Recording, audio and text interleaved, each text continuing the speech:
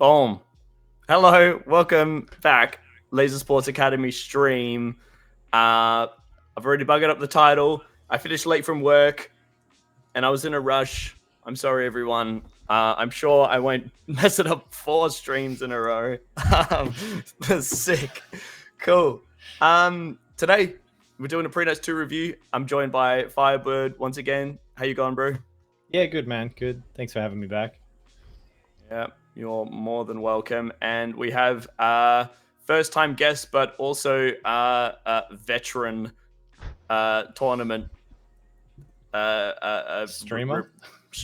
Yep. Method. How you going, bro? I'm good, thanks. Yeah, didn't do too well on the field, but this is where I'll really shine. Yeah, 100%. Let's go. Cool. Chat, let us know how things are, like the audio levels and all of that, as per usual. Yep, Queenie's already calling me out for not having the matching the Mo energy from these boys. I already called myself out for that.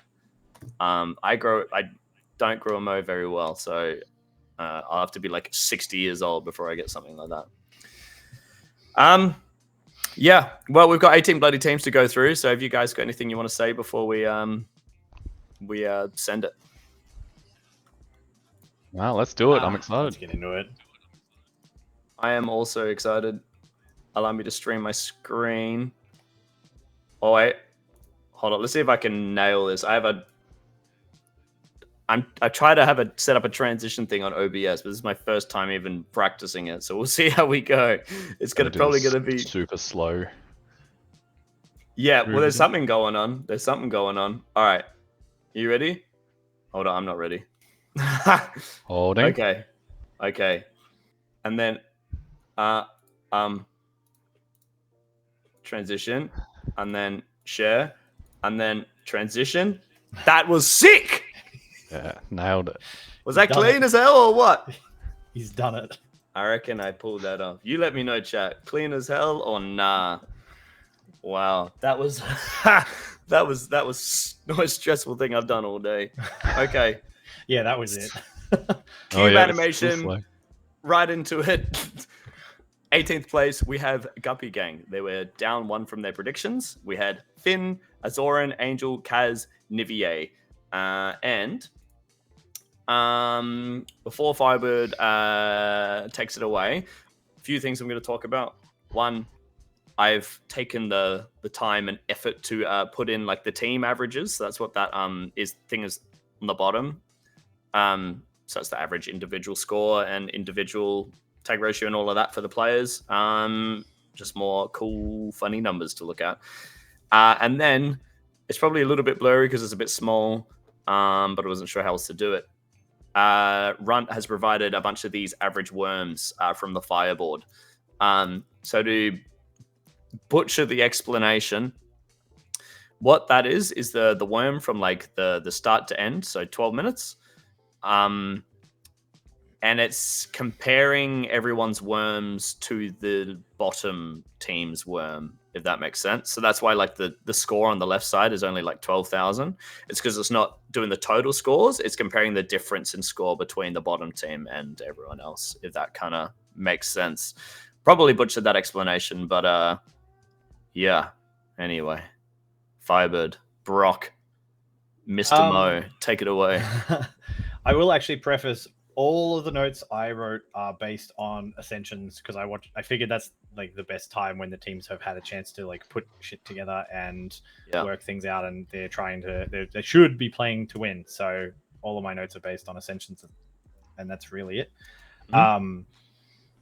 I think this team, like at its core, needs to work on building its like foundational skills and its building blocks that it's going to build the rest of the team out of, like making sure they're taking more favorable standoffs or because I saw a few where they'd set up like an example. I saw someone try to take green base from that outside of the tee near front door, standing in the open, and someone just stands at the door and blasts them. So there's like a general like lack of awareness of where to be standing, where to be looking. So I think their foundational building blocks is the main thing they need to be looking at. Their defense seemed to be a bit weaker than the other teams around them. I've watched all of their Ascensions games, and they seem to be like consistently the team dropping more bases, even when they're trying, like, not dumping, but dropping consistently down to 8 before they're doing anything about it, and just leaking. So whether they need to tighten something up, whether they're running just a 2D and it isn't working, I'm not 100% sure. Finn was really, really good. Finn was able to break bases open, break games open, and like get things moving. But they sort of lost steam after that. And I think I saw Finn swapping back into last line. And I think the play would have just been to keep Finn out, to keep rolling other people through and keep their momentum a bit more. That's the main thing I had for the team. Obviously, Finn is my like standout player for the team as well. But yeah, that's what I've got. I don't know if you disagree with anything or you saw anything different. No, I definitely agree with that sentiment of obviously Finn is by far the most experienced player in the team, and he's got the most exposure to, like, you know, like on the Dragons, like last year they actually got pretty damn high. I think finishing 7th, if I'm not mistaken, somewhere or around 6th, there, 7th or 6th. So I mean, yeah, he's definitely like the power of this team. And I get the sentiment of not normally. So like, let's say you have a player on your team that has both bases. It makes sense to kind of swap them into the defense, because if you have them out with another attacker, like if the defenders are actually tracking who has their base, they're going to go, oh, this person doesn't have my base. So if I ever have the choice between shooting Finn and someone else, I'm going to shoot the other person. So there is that idea of like when someone has both, like sending them home. But I think in the case where like Finn was obviously like the leadership for the team and the powerhouse, you kind of, I don't think you can really make that optimization. I guess you definitely like want to leave them out to keep like, yeah, like you said, Brock, like really being able to push the rest of the team through bases. So that's just a good observation note that you've made. Yeah, that's all I have to say. Method, you got anything to add? Yeah, to me this is a kind of a classic story that we see a lot in Nats, where you have a couple of really good players and then quite a big fall off. And some you get away with that in Nats a bit more because there's a lot of those teams, but these pre-Nats, I think it's this team and the next team that we see, little spoiler, they kind of have the same build, and then everyone else is a bit starts to get stacked real quick. So it's really hard for this team to really have done much better than this, in my opinion. Yeah, Finn and Azarin were clearly the standout players for the team, but the defense wasn't just able to hold for very long. And then they were kind of forced to try to find any way they can to win a game. And, you know, you only get so far when your pack skills don't keep up in the games. So I think they did really well and managed to claw a few good wins or some at least good seconds in there. But yeah, this was some pretty stacked comp, and really hard for them to just push stacked forward. And then some, bro. It was kind of wild. So yeah, it's actually really good. Like almost all of the Ascensions games I watched were super interesting. Like there were no like blowouts or games that I looked at. They're like, yeah, this is kind of it. This is boring. Like all of them were good right from like this team up. Yeah. So you touched on some things they did. Like some potential weaknesses of like just really building up the fundamental skills of like their whole team. What were some things that you saw them do well in those Ascensions games? I saw them open games up really, really well. Like again, Finn was able to get early bases very, very like early into the game, get them a lot of momentum. They looked really good right off the rip. They had some good like first 1-2 minute openings as well, where they were like before anyone's really started to make moves anywhere too hard, they were getting pretty decent pack a lot of the time, but then they were falling off, which is why I think their standoffs are the problem, or one of the problems. And it's actually reflected in the worm there as well, like the average worm. Like you can see, like in the first 2 minutes, they had like one of the first 2 minutes in like 2-minute graphs for like the whole comp. So they're obviously, that's definitely reflected by their stats. Yeah. Also, shout out to Finn having a attitudes. 1.4 base average, 1.4 denials for average, and 1.4 denials against average. And a 1.4 score. And a ratio. 1.4 score ratio. GRC is probably Finn- rounds to 1.4. Finn, the mission next pre-nuts is to get 1.4 across the board. Don't include average score, obviously, but yeah, like the rest of them, 1.4 across the board is what I'm wanting to see to really balance that out. I think Finn and Azarin is both playing with the Dragons at Pre-Nuts 3. So I think that'll be really good for them. I haven't even You looked know, at the pre-3. They've done really well here. So it'll be very super interesting to see how they do with the whole Canberra squad. Yeah, I did see this whole team had like pretty good attitudes about learning. I spoke to Nivier at pre-1 and spoke to her again very briefly this time at pre-2, like just asking about different skills, how to learn things, and like things to improve on to build fundamentals. And I saw all of them like take a pretty good attitude to the stacked comp that they walked into. So I think there's props there for that, especially coming 100%. in as the weak team in the grouping. Yeah, I think I can agree with that as well. I definitely saw them come out of a bunch of games where like they might not have even won, but they were like able to celebrate the little victories they did have, which I think if you want to have like a good time, like you really do need to celebrate those little victories, especially as stacked as the comp was. Otherwise, you're just not going to have a good time. So yeah, definitely big kudos to them for that. Obviously, there's an obvious pick for a standout player, but does anyone have any other ones? Brock, I'll let you go first. I did have Finn written down, but I suppose I'll say Nivier as my backup for the outgoing attitude and trying to talk to people to pick up other skills from outside her site. Yeah, 100%. Method, you got a standout player? I won't hate you if you go with the obvious pick. I actually think I'm going to go with Azarin. I think he's really new. So I'm gonna say, Finn's been around a while, and it's a bit expected, but Azarin is pretty new to the scene. So I'm gonna say my standout player is Azarin. You did all right, Finn, but you did all right, mate. Yeah, I'll go with Azarin as well. Like you said, Pre-Nuts 1, he had a really strong tournament again. Yeah, he's come back and he's proven it's not a fluke. He's he's pretty damn good for a new guy. I'm not sure. I mean, Finn's in the chat. He could tell us how long Azarin's been playing for, but for how long it seems he's been playing for, he's doing a lot of things right. So good. I remember the Dragon guys telling me he's pretty new, but he's carving it up back there. So yeah, good man. Very excited to play with him. Any other things we'd like to say about Guppy Gang before we move on? Nope. Yeah, Finn said 2 to 3 years, but only league. So yeah, he's doing good. All right. Well, yeah. But on Guppy Gang, we'll see. Obviously, I think as people have said, the teams are going to be completely different for Canberra for Pre-Nuts 3, but hopefully we see all of the players coming back. Moving on, 17th, cube animation. Oh, looks awesome. It does not look awesome, but I love it so much. It looks a lot better on stream than on my Yeah. Yeah, 100%. In 17th, we have Crippled and Co. Down 2 from predictions. On the team, we had Ninja, Exile, Pogsley, Pendragon, SSG, and Panicking. I believe in the predictions, we had Stonk was on the team, and but she had to pull out due to injury, and I think Panicking was a late replacement, if I'm not mistaken. Yes, I'll start talking about these guys. So if I'm looking, everyone on that team has been training like every single week, if not playing like twice a week, like coming to league as well.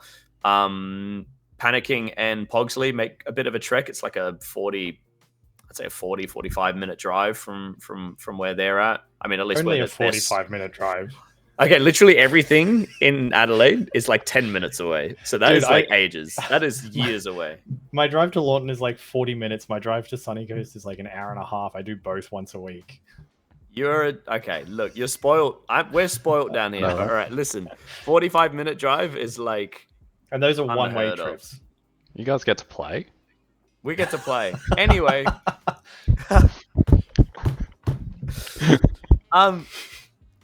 They live relatively very far away compared to everyone else. and they make the trek down pretty much every week still, and they play at like their own site on Thursdays as well. So everyone's been playing a lot. They've been training hard. I think they actually got a session or two in like as this team as well, which definitely helped prepare them a little bit. But we've got a mix of what?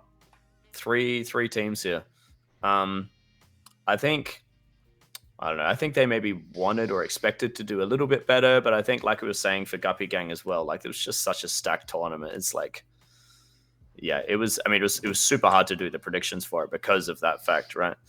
But yeah, in terms of how they played, it's definitely Ninja running the ship. We actually versed them a few times, like as Aftershock, and I saw them doing quite a lot of 2Ds, and three player attacks.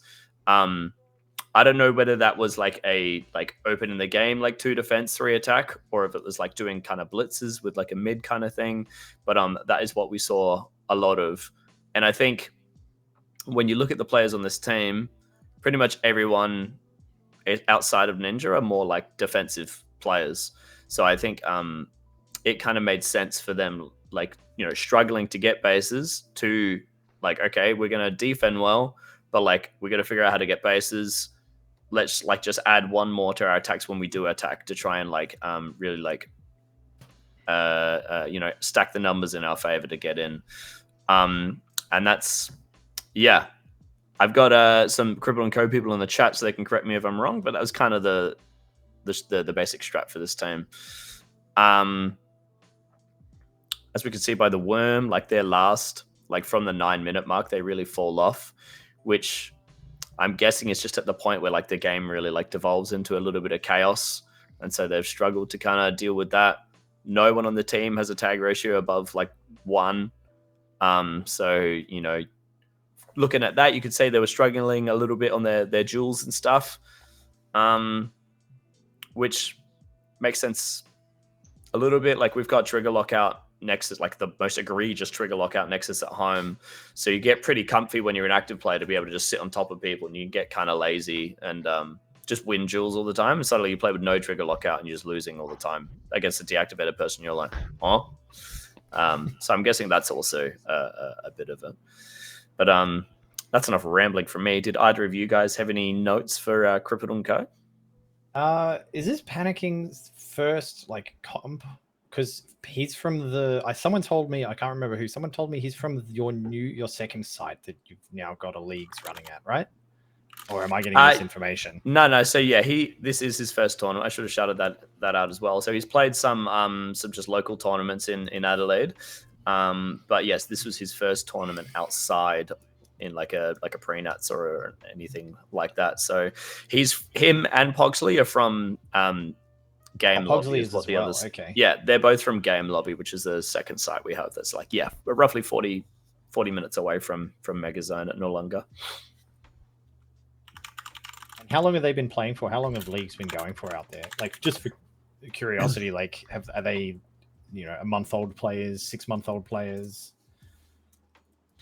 So I mean, I think so. I started helped start up the Game Lobby League, and that would have been like probably 2.5 years ago, I would say.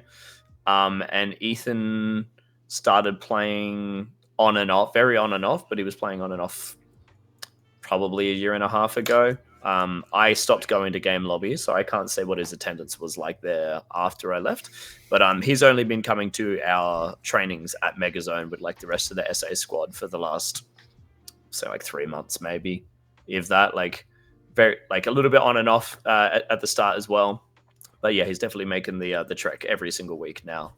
So pretty fresh Panicking is, but Pogsley's played 2 nationals now. He's been on Aegis the last 2 years. I've seen Pogsley around. I wasn't sure how long Panicking's been around for.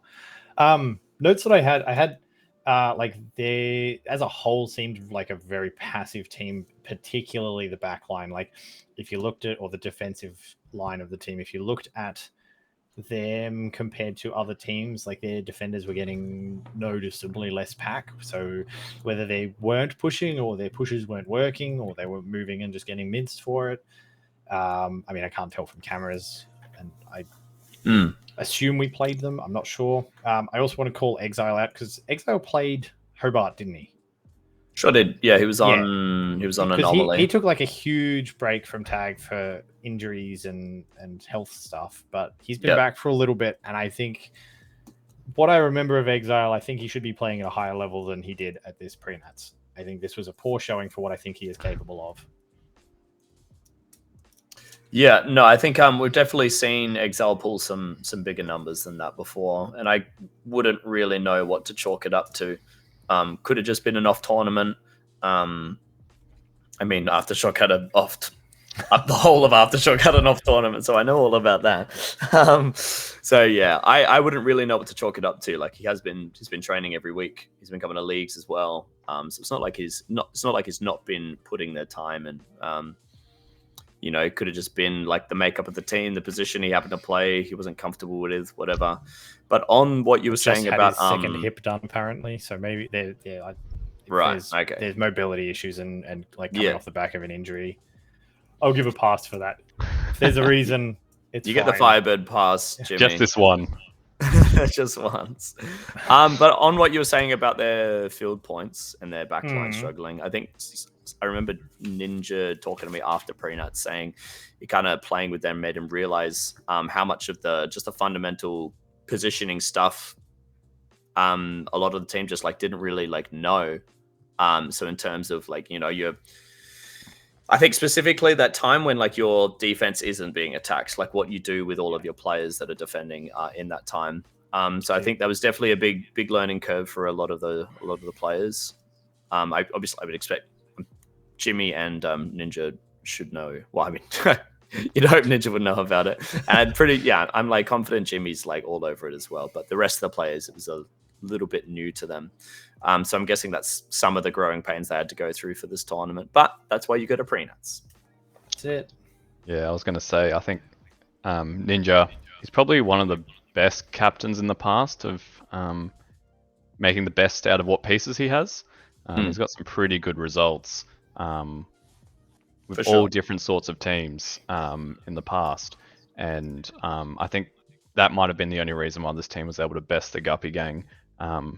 Because I think they were definitely struggling, and I think them and Guppy Gang were similar in terms of they just really, it starts to fall off in terms of the pack skills and just some of the things you got to learn in that case. And other teams, you know, if you don't know that stuff, it's so easy to abuse it. So that's really how I saw the difference between them and the team after them. Hayden run a tight ship, but whenever we played them, it was just a very defensive, slow, you know, try and draw it out kind of thing. So it didn't really open up too much. But I think they'll be pretty, I don't know, happy with how they went overall. But you know, it's hard to say. Depends what they expected. But yeah, I think they played well and managed getting over Guppy Gang, which I think's really hard. After in hindsight, seeing how the competition skill and how everyone was playing, was to go further. Jimmy was also saying in the chat that they messed around with their positions quite a bit. Like no one was playing their main role, which for like learning purposes is definitely a good exercise to undertake at a pre-nats, I think. Because this isn't a Nats team either, is it? Like no, it's some of Aegis, but not all of. Yeah, it's like 1, 2, 3 Aegis, 2 Aces, which is the new team, and Ninja's on Apex right now. So yeah, all of the things together, I think ultimately the only thing that matters is, as I said, pre-nats, the only reason we have these is so we can learn as much as we can. So as long as all of these players walked away being able to say, hey, I got better at this specific thing and this specific thing, I count that as an absolute win. W. Yeah, well, to wrap up, does anyone have any stand-up players for Crippled and Co? My standout was Pogsley. I think I was expecting a little more from Ninja. Like Ninja looks good on scores, but I was expecting more from Ninja. And I think Pogsley stepped up, and like I saw some really nice like movement-based takes and bits and pieces from Pogsy just when I was spectating. So I think he's my pick. Yeah, you can put a pace on sometimes, for sure. Method, have you got a pick? No, I don't think I have a pick. To be honest, I think I agree with your sentiment that Ninja probably still underperforms, even though the stats look good to what we're expecting of him. So I'm gonna give it to Exile, because as someone returning from injury, I empathize. It's not easy. It's harder than it looks. So we'll give it to Exile for being a legend of the game. And I'll shout out Panicking for playing at his first pre-nuts. I remember so this would have been his first time touching Helios 2 as well. And I remember like during the training, I was like, "How's Helios 2?" And he was like, "Yeah, it's hard." I was like, "Yep." And then like I asked him, like I think I asked him a few times over the weekend, and every time he was like a little bit more confident, a little better. So you're doing the right things, mate. Keep training. Try and get to pre-nuts 3 if you can. Well, obviously, I mean, the team's list's already done, isn't it? I'm not sure if they're going. Only had half an hour. Nearly, if that, bro. It was like it took half an hour to fill out the form. I'm pretty sure all of the things were in within like 5-10 minutes. But yeah, I'll shout out Panicking for his first pre-nuts. Anything else about Crippled and Co? That's it from me. No, pretty good for a crippled team, I guess. All right. Now, Runt has done me a solid, and he's actually updated the slides. So I'm going to give you a peek behind the curtain. Oh, slideshow. Yes. Boom. Thank you, Runt, for doing that. Even though you put it over the LSA logo, you're bloody whatever, man. I get it. He's going to put his stamp on it. 16th place, we have Olympus, who were equal with their predictions. On the team, we have Dart, Wildcard, Cool Beans, Trav, and Bluely. Who's talking about them? Firebird is. Do you want to look at their solo stats or their team? I don't mind. Whatever you're vibing. Sit on the worm for a sec. Yeah, so I had this is another team that just really needs to look at and build on their foundation and like their basic skills, so they can build off of that and have a good base to build off of. Like a couple of good, like a shout out I had for Cool Beans. I saw him have like a really, really good movement through a base while attacking. So like changing positions based on what was happening around the base, where rather than just standing statically and getting killed for it. The opposite of that, I saw Trav do it, like take green. He didn't get punished for this. He got green, but he stood in the base, like put one shot in a really good spot, and then just like stepped backwards, stood against the wall, exposed to both doors, and just like blindly finished the base. And I can't for the life of me figure out why. So don't do that again. Yeah, that's just that's a classic. That's like a classic, like that's when you know the franticness has gotten to someone putting shots on a base. They just do something silly like that. I was watching it and I couldn't figure out why and it why it worked. This is he didn't get denied. Yeah, that's it. Oh my God. This is a team that I think vibes off and plays off of the energy of the other two teams in the arena rather than like bringing their own energy into the game. Right. Because I saw them like play terribly against teams that were just sort of running around like headless chooks, and then like they went into a game against like Method, you guys and the Hula Hoopians, and like more than kept up with Pack, but looked like they were going to damn win the game for like 5 minutes. Their Pack was like awesome, and against teams that I wouldn't have expected this team to have kept up with, looked really, really good. So I think their energy sort of vibes off of the rest of the arena. I liked Dart as a first out lead attacker. I think he's like growing really, really well into that role. I think he's good for that role. He does panic a little bit. I did see, I was reffing a game and I saw a moment where he ran up to Wildcard out the back of Blue Base, and I don't know who they were playing. It was two stronger teams, and he's like, "We're stuffed. We've got nothing. 8 minutes in, we're doing terribly. I suck at this." And Wildcard is like, "No, you're good, man. Just keep playing the game." And like diffused the situation really well. It kept going. And like I don't know what the score was or what happened, but Wildcard did the right thing, but Dart sort of lost his mind a little bit in a moment. And I definitely you need to keep your head about you.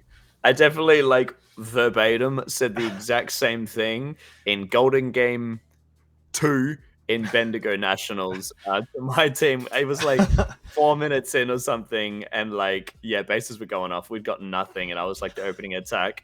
And then I've just got home, and I'm like, guys, we've lost. We've got nothing. They were like, they give me crap for it all the time now. No, you definitely can't be doing that. I stir Brett up because I got it once from Brett when I was like, "What's our count?" He's like, "We're screwed." Oh, yeah, it's not good. Oh jeez. What was that? No, I agree. That, I agree. like, Dart was Dart looked like he was playing really well. And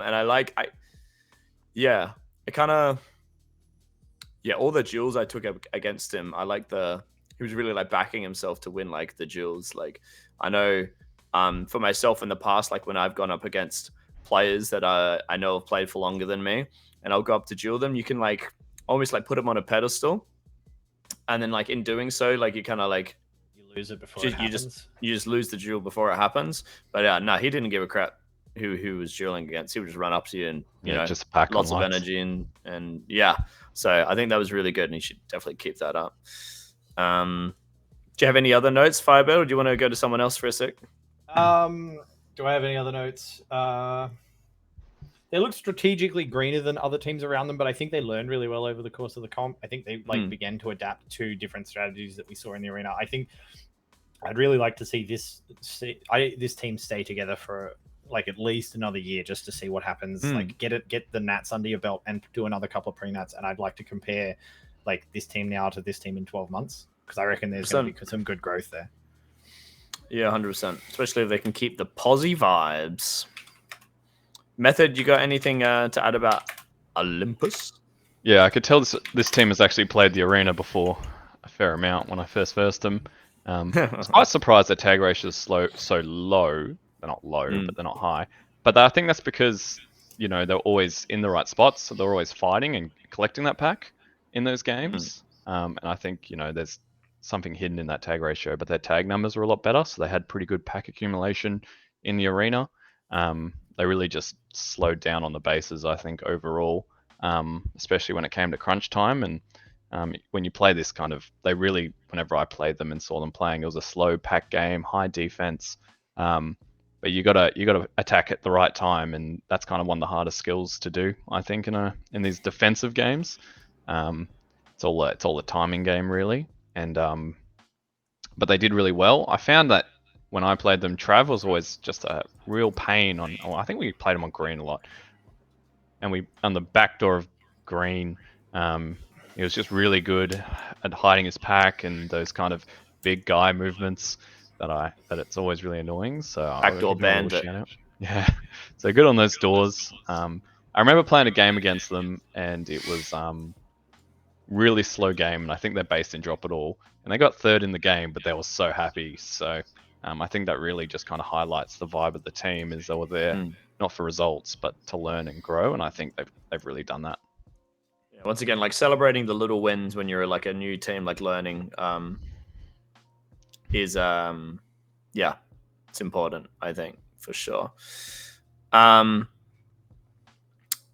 yeah, who's your pick for standout player, gentlemen? I'm gonna have to go Dart. Wild card. Wild card specifically for cooling Dart down and saying the right thing. And yeah. I don't want to overstate like how useful it is to have, like, if you've got a teammate panicking or like getting in their own head or getting the jitters, like to be able to pull them aside, cool them off, and like keep playing the game in a matter of like 5-10 seconds that's a useful skill. Yeah, I'm gonna go with Dart for like, I appreciated like the energy he had in like duels and stuff and like backing himself, and I think that's a mindset that'll take you pretty far once like you get that experience and more mechanical skill under your belt. Cool beans. Hold up. Runts told me Wax is going to be happy about this. So I gave Runt the editing permissions for the slide so we could fix up things in the background. And he removed the cube animation in between the worm and the team. But as a compromise, it still exists. in between the teams. Happy days. That's how we know to separate the teams. Good man.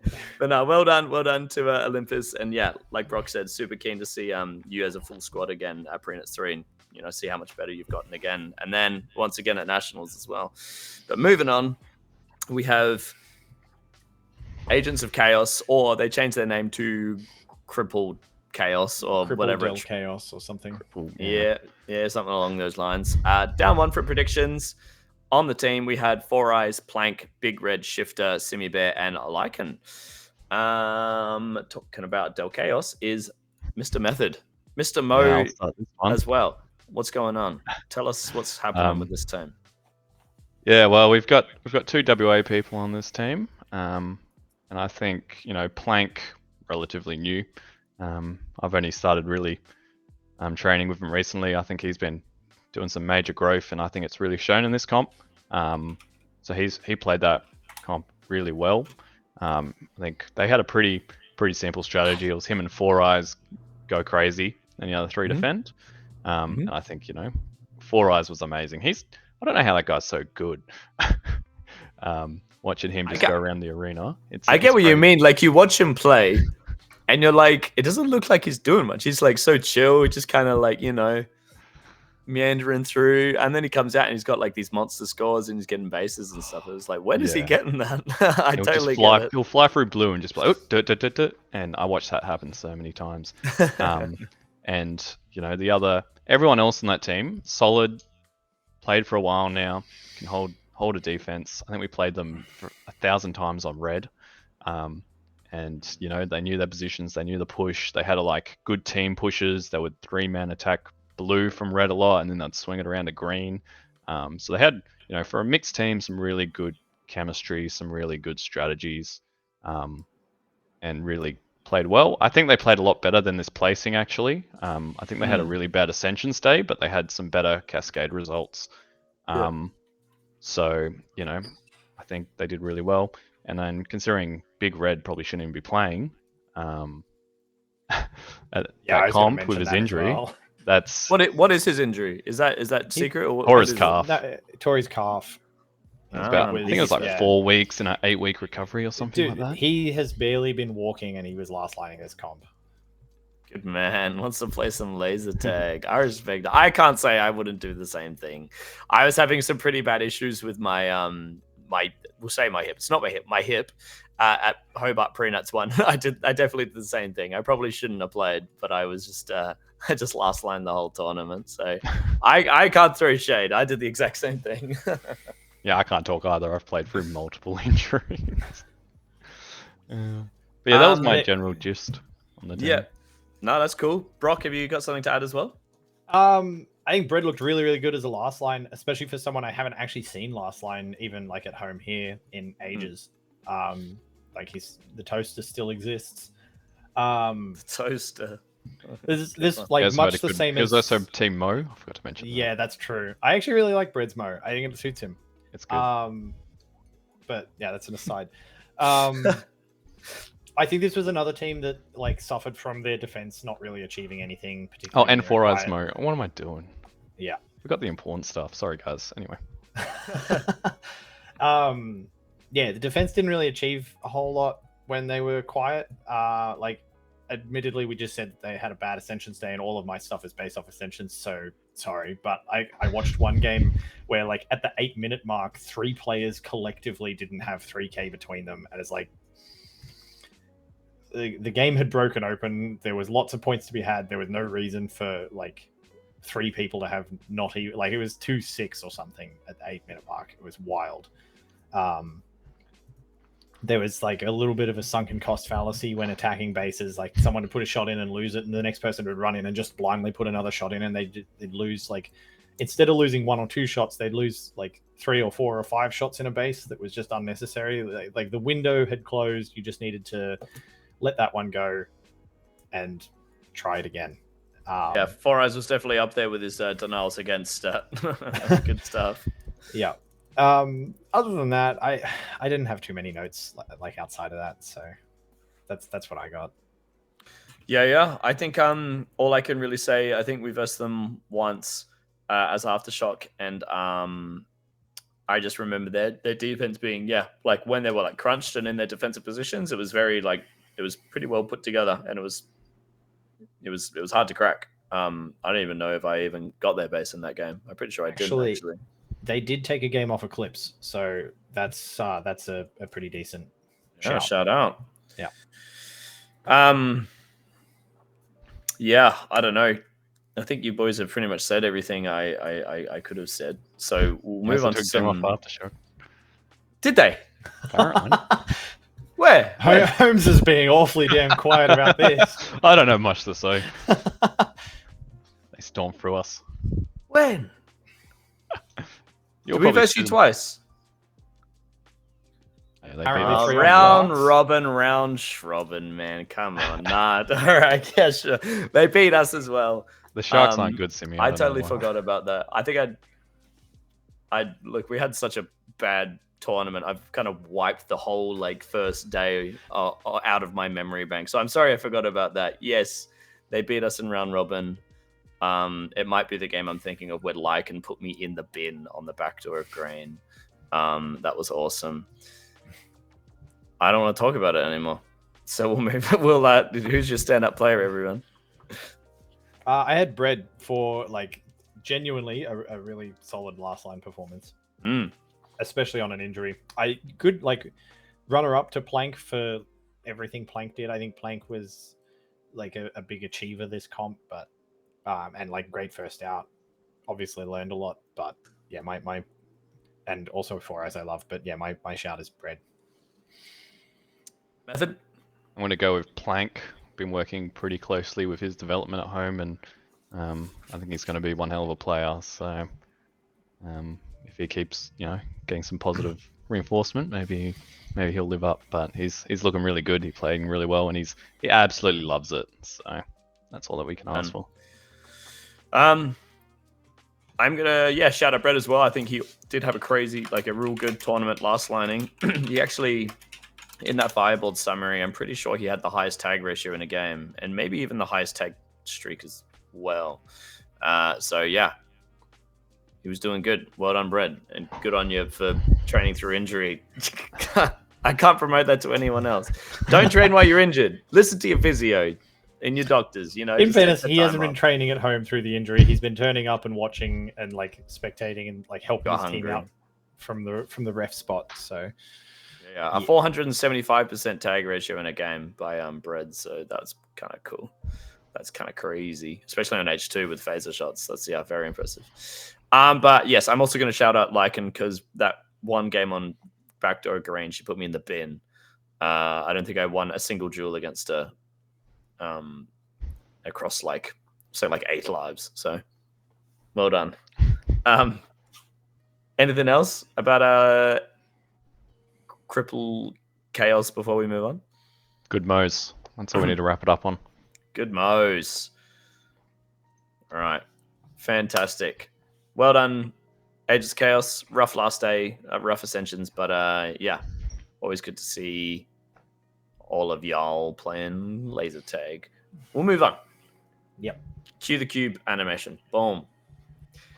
We have Heretics, the first big climber. 4 spots from their predictions, finishing in 14th.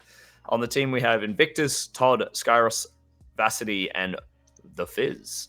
And talking about Heretics is Brock. Do you want the worm or the stats, or do you? I have my notes written down in front of me. So again, whatever suits. All right. Another team needs to just keep working on building their foundation, building their core skills, and making sure they've got like the basic building blocks to build off of. Another team that doesn't field point very well from defense and just looks like if there's nothing going on near their base, they just stand idle and don't do anything.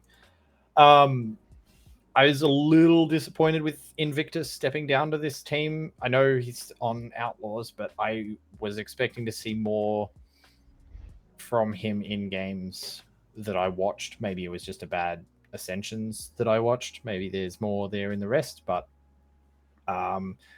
I saw a lot of like standing in bad spots or like covering someone while they're shooting a base, but just leading to them getting denied by standing in a bad spot, getting shot, then letting them get shot, like not comming, watching the same door, like poor positioning in general a lot of the time. I think they're a team that doesn't understand the difference between attacking for yourself and attacking for your attacking partner, because there was a whole lot of like the person who doesn't need the base gets into the spot, gets into the good spot, forces the person who needs the base into a really wonky spot, and they get denied for it. So just understanding who needs and how to play around that. I think I called Todd out as my pick for them for pre-1, and I think he's still the shining star of this team. Like still breaks games open in the early game, still gets a lot done. So his ego certainly doesn't need it, but Todd's still going to be my pick and the shining star of this team. Skyros, I saw flip between like playing really, really smart and doing some really like high level movement and understanding like who's next, where to move, and how to like outplay people inside a base, to just doing some of the dumbest shit I've seen. So it was like, if someone else on the team needed the brain cell, it was really unfortunate, but if he had it, he was great. So I think he just needs to stay focused and thinking about what he's doing, because then he's so much better. I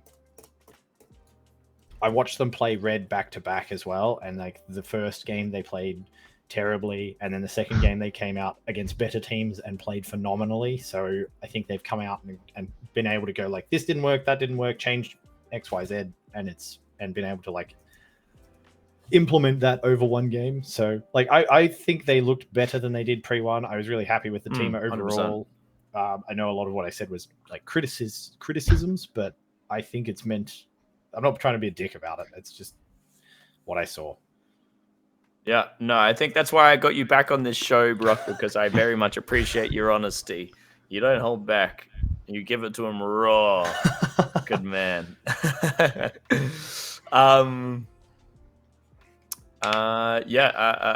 What's your name? Method. I don't know. No one knows.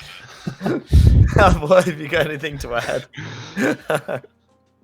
Yeah, I'm gonna just shout out Invictus for ghost denying Stinky in the empty base when they've dumped it. You haven't heard of that?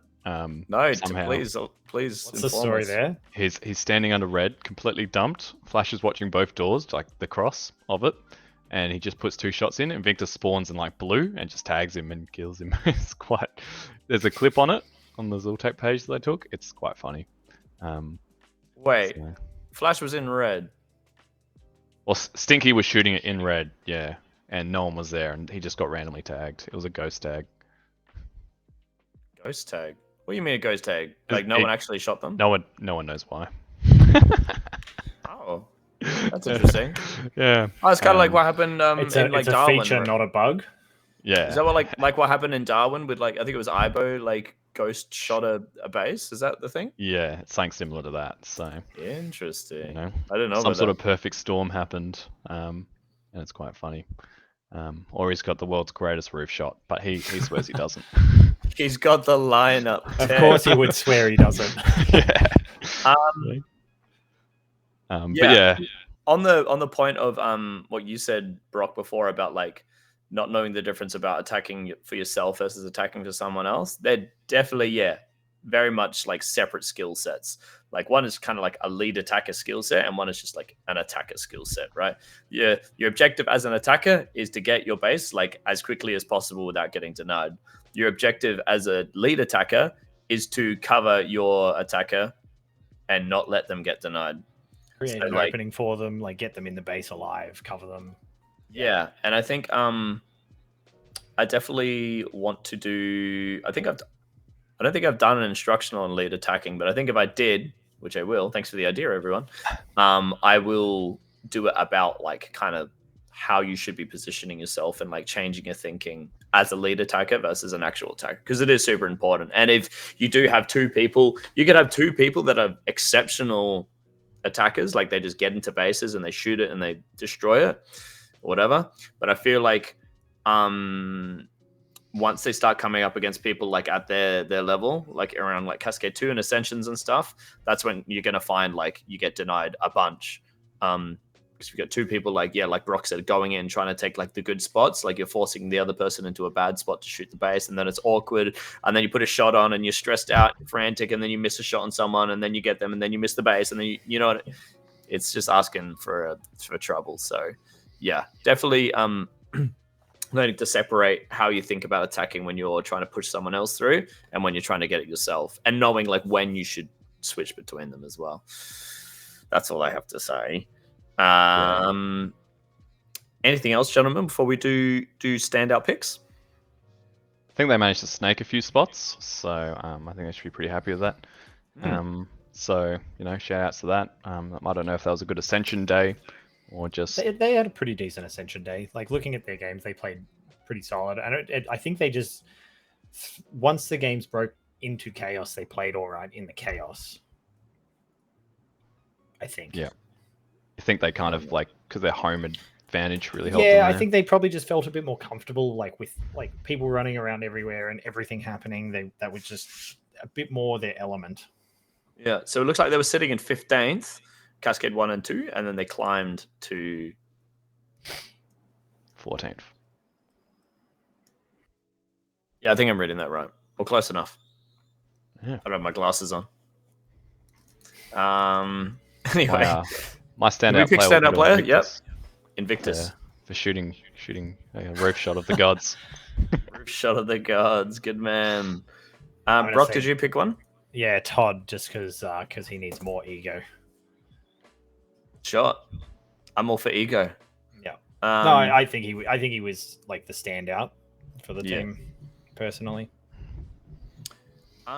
I'll pick Invictus as well. I'm pretty sure the story for this is obviously Invictus is on Outlaws. As far as I could be wrong. Someone can correct me if I'm wrong, but I'm pretty sure the story is he is on Outlaws, but Heretics needed a 5th because they had someone pull out or something, and then Invictus, being a good bloke, has gone, all right, I'll play with the boys. So yeah, kudos to Invictus for doing that, and I'm sure that the rest of the boys would have gotten a lot out of that from him as well. That is correct. Vexum said I'm right. Oos! Let's go. All right. Well done, Heretics. I realize we've already been going for an hour, and we've got 13 teams left. So I'm going to try and put it going into sports mode. Speed run I'm not teams. taking the glasses off. Going in sports mode. All right. 13th place, Cube Animation. Sharkies, that's you, Method. Down 1 for predictions. Flash, Method, Mushu, Arbel, Stinky, Drake. Take Worst it away. worm of everyone. That's the yes, let's highlight that. Look at that worm. Had a good, decent 2 minutes. Decent first 2 minutes. It's quite an interesting... Because I still don't 100% understand how this works, but I'm understanding the base, and so we in general were the worst, I guess, at all the time, but we still got 13th, so that sounds pretty good. Look at it that way. I don't understand. Runs in the chat. He can maybe correct my bloody definition of how it works, but yeah, that'd be good. We were shit.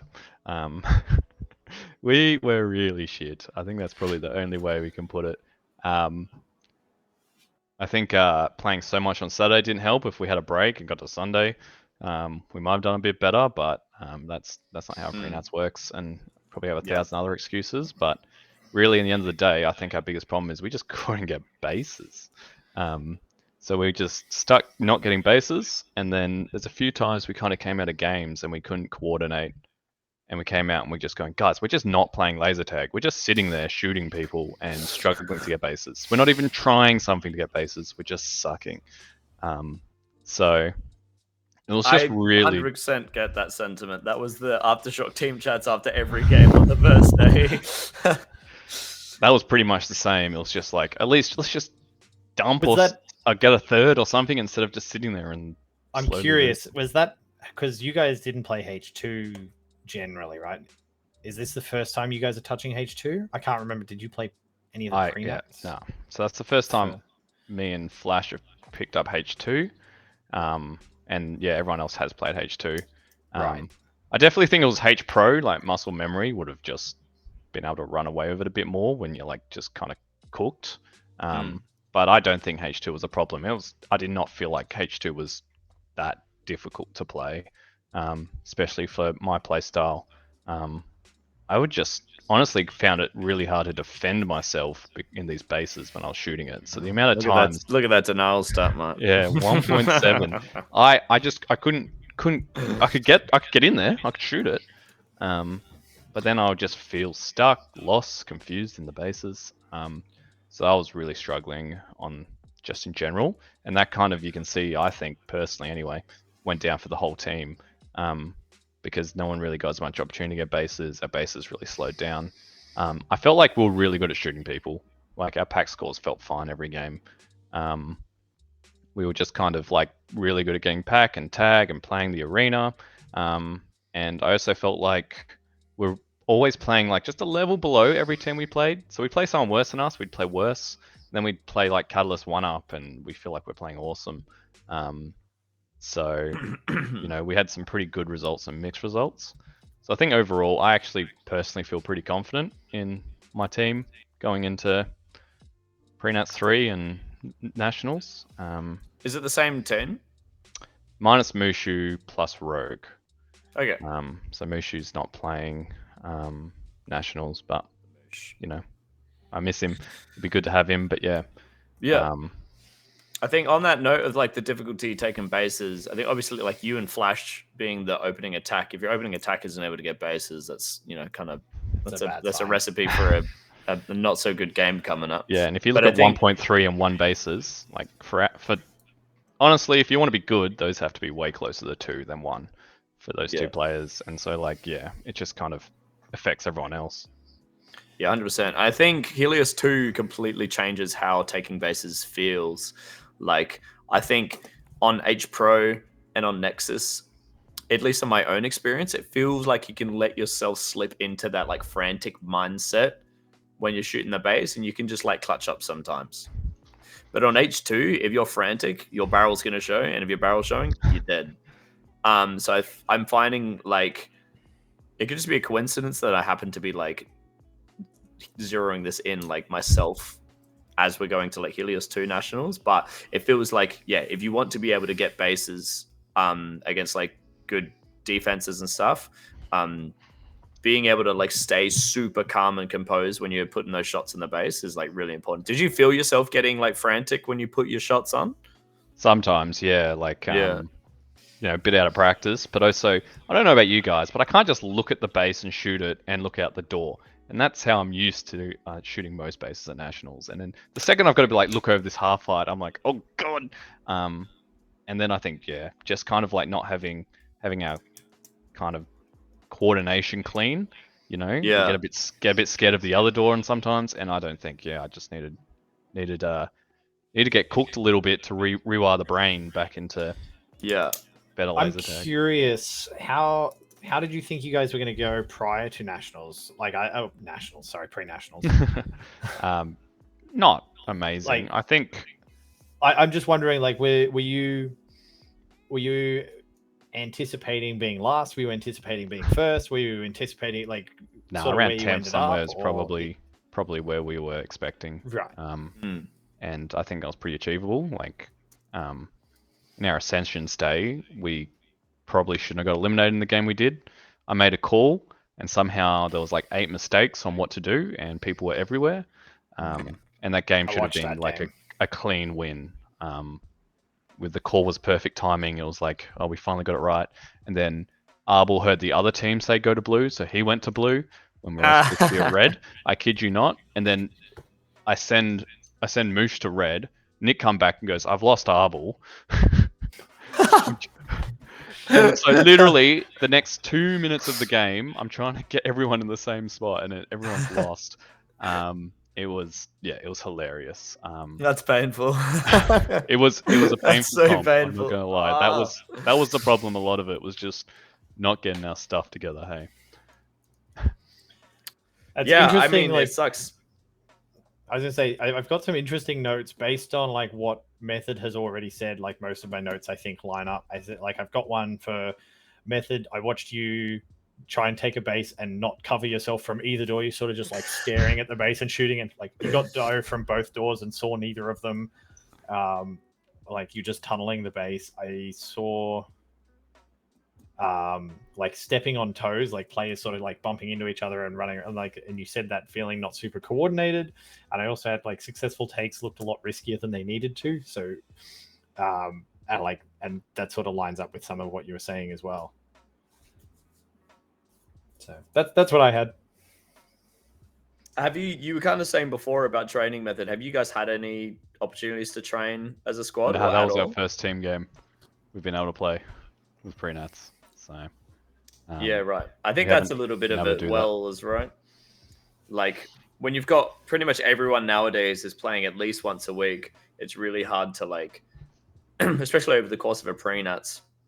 You have to, if you're the team not playing against teams that have been playing every week, you have that like period where you just get like the growing pains of like, oh yeah, that's how we do this, right? And over the course of a pre-nats, it's just not enough time. So I totally get it. Yeah, I don't know. I think we only versed you once, Method, so I don't have anything to add. Yeah, and you're 15th, and that was our first place game, you bastards. Oh, sorry, bro. And I think that was the only game you guys played well, because you just freaking played like this well-coordinated game where we couldn't do anything. Yeah. Then you went back to losing to other teams. We'll talk about us later, right? Stand-up player Method. Who do you think was doing real well on your team? Probably Mushu. The Moosh. Yeah, I'm going to give Mushu's probably the standout. Apart from team denying me, which is where everything went wrong. I think that's why I was scared of every door, because Moosh might turn up. She's just gonna tuck. That's amazing. Finish. But he actually played last line the entire comp. So it was a pretty aggressive last line. Yeah. But he was really good with 5k coming off last line, which is why he's got a better tag ratio than us. And was really solid. So yeah, he'll be my standout player. Cool. Brock? I have Arbel. I saw some good stuff from Arbel through Ascensions that I just really liked. I think he was playing well, despite apparently getting lost and going in the wrong base and not doing the right thing. We all did that at times. Good. Yeah. If we don't know what we're doing, no one else can know what we're doing. If they don't care. I don't know if I can really pick one. Again, like we versed you like once.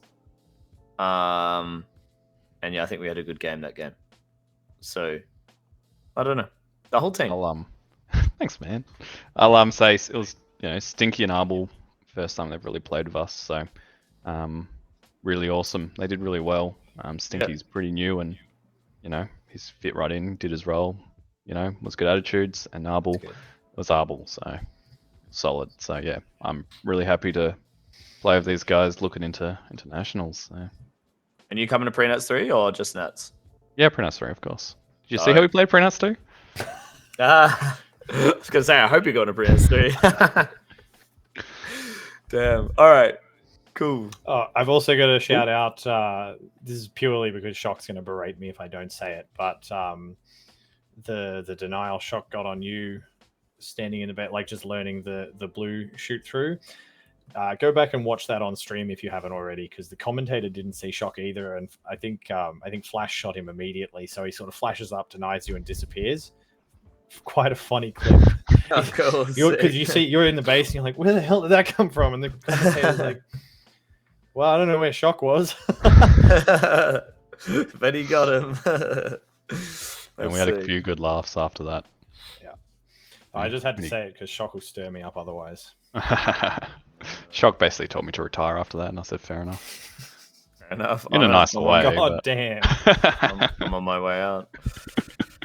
All right. Well, yeah, cool. Well done, Sharkies. We'll see you back, and I'm looking forward to see you get some confidence back shooting these damn bases. I'm not scared to shoot them. They're just gonna look stupid. Anyway, Cool. In 12th place, we have the Wildcats right here, like that. Up one from prediction. Up one from predictions. We have Rizzler, Sega, Celery, Bubbles, and Mantis. The squad. Wildcats, Method, all you, bro. Do you want the worm or do you want the stats? we'll keep with the stats for now. Easy. This was a team we played quite a lot, and I feel like they were always playing off green. I always felt like green was the most awkward. But what I remember is Rizzler could hold that half height low enough and look out the side and not be able to tag him overwards. Like most players, I would just like high top, bang, shoot him in the back. Everyone stops holding there. But he would sit there. So they ended up quite often in the games against us moving to like this kind of 3-man attack with 2 people inside and doing that kind of strategy. And they got away with it because our coordination was terrible. I think you need to be kind of coordinated with those kind of holds sometimes. Just like have a plan to break it, and then it kind of falls apart a bit. But we really struggled to put that together, and I think they did that really well. And he was impossible to shoot on the phaser. The amount of times I tried, it was just like the tiniest amount of barrels coming out to tag you, and it was really impressive to see how clean that was. And definitely with this team, you can still see how the H2 advantage was coming through with some of those kind of quirks. They definitely knew how to shoot the packs, and I think that's the hardest thing with H2 is knowing how to shoot it. It's different in H Pro. You try and shoot like a H Pro pack, you just don't get the tag, and you're kind of like, why the back sensor's not working? So I could definitely feel that when I played them.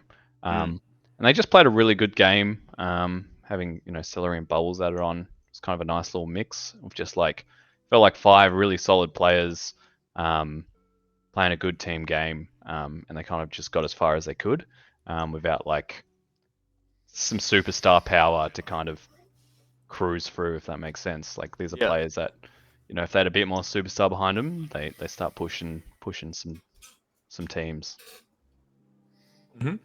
No, I think there's definitely an art to like making your barrel sensor very, very difficult to hit. Like not just like the offsetting your shots, so you're like not showing your phaser when like people are shooting it, but like genuinely like when people shoot, they're not showing it for very long at all. That's why you should play screen in, everyone.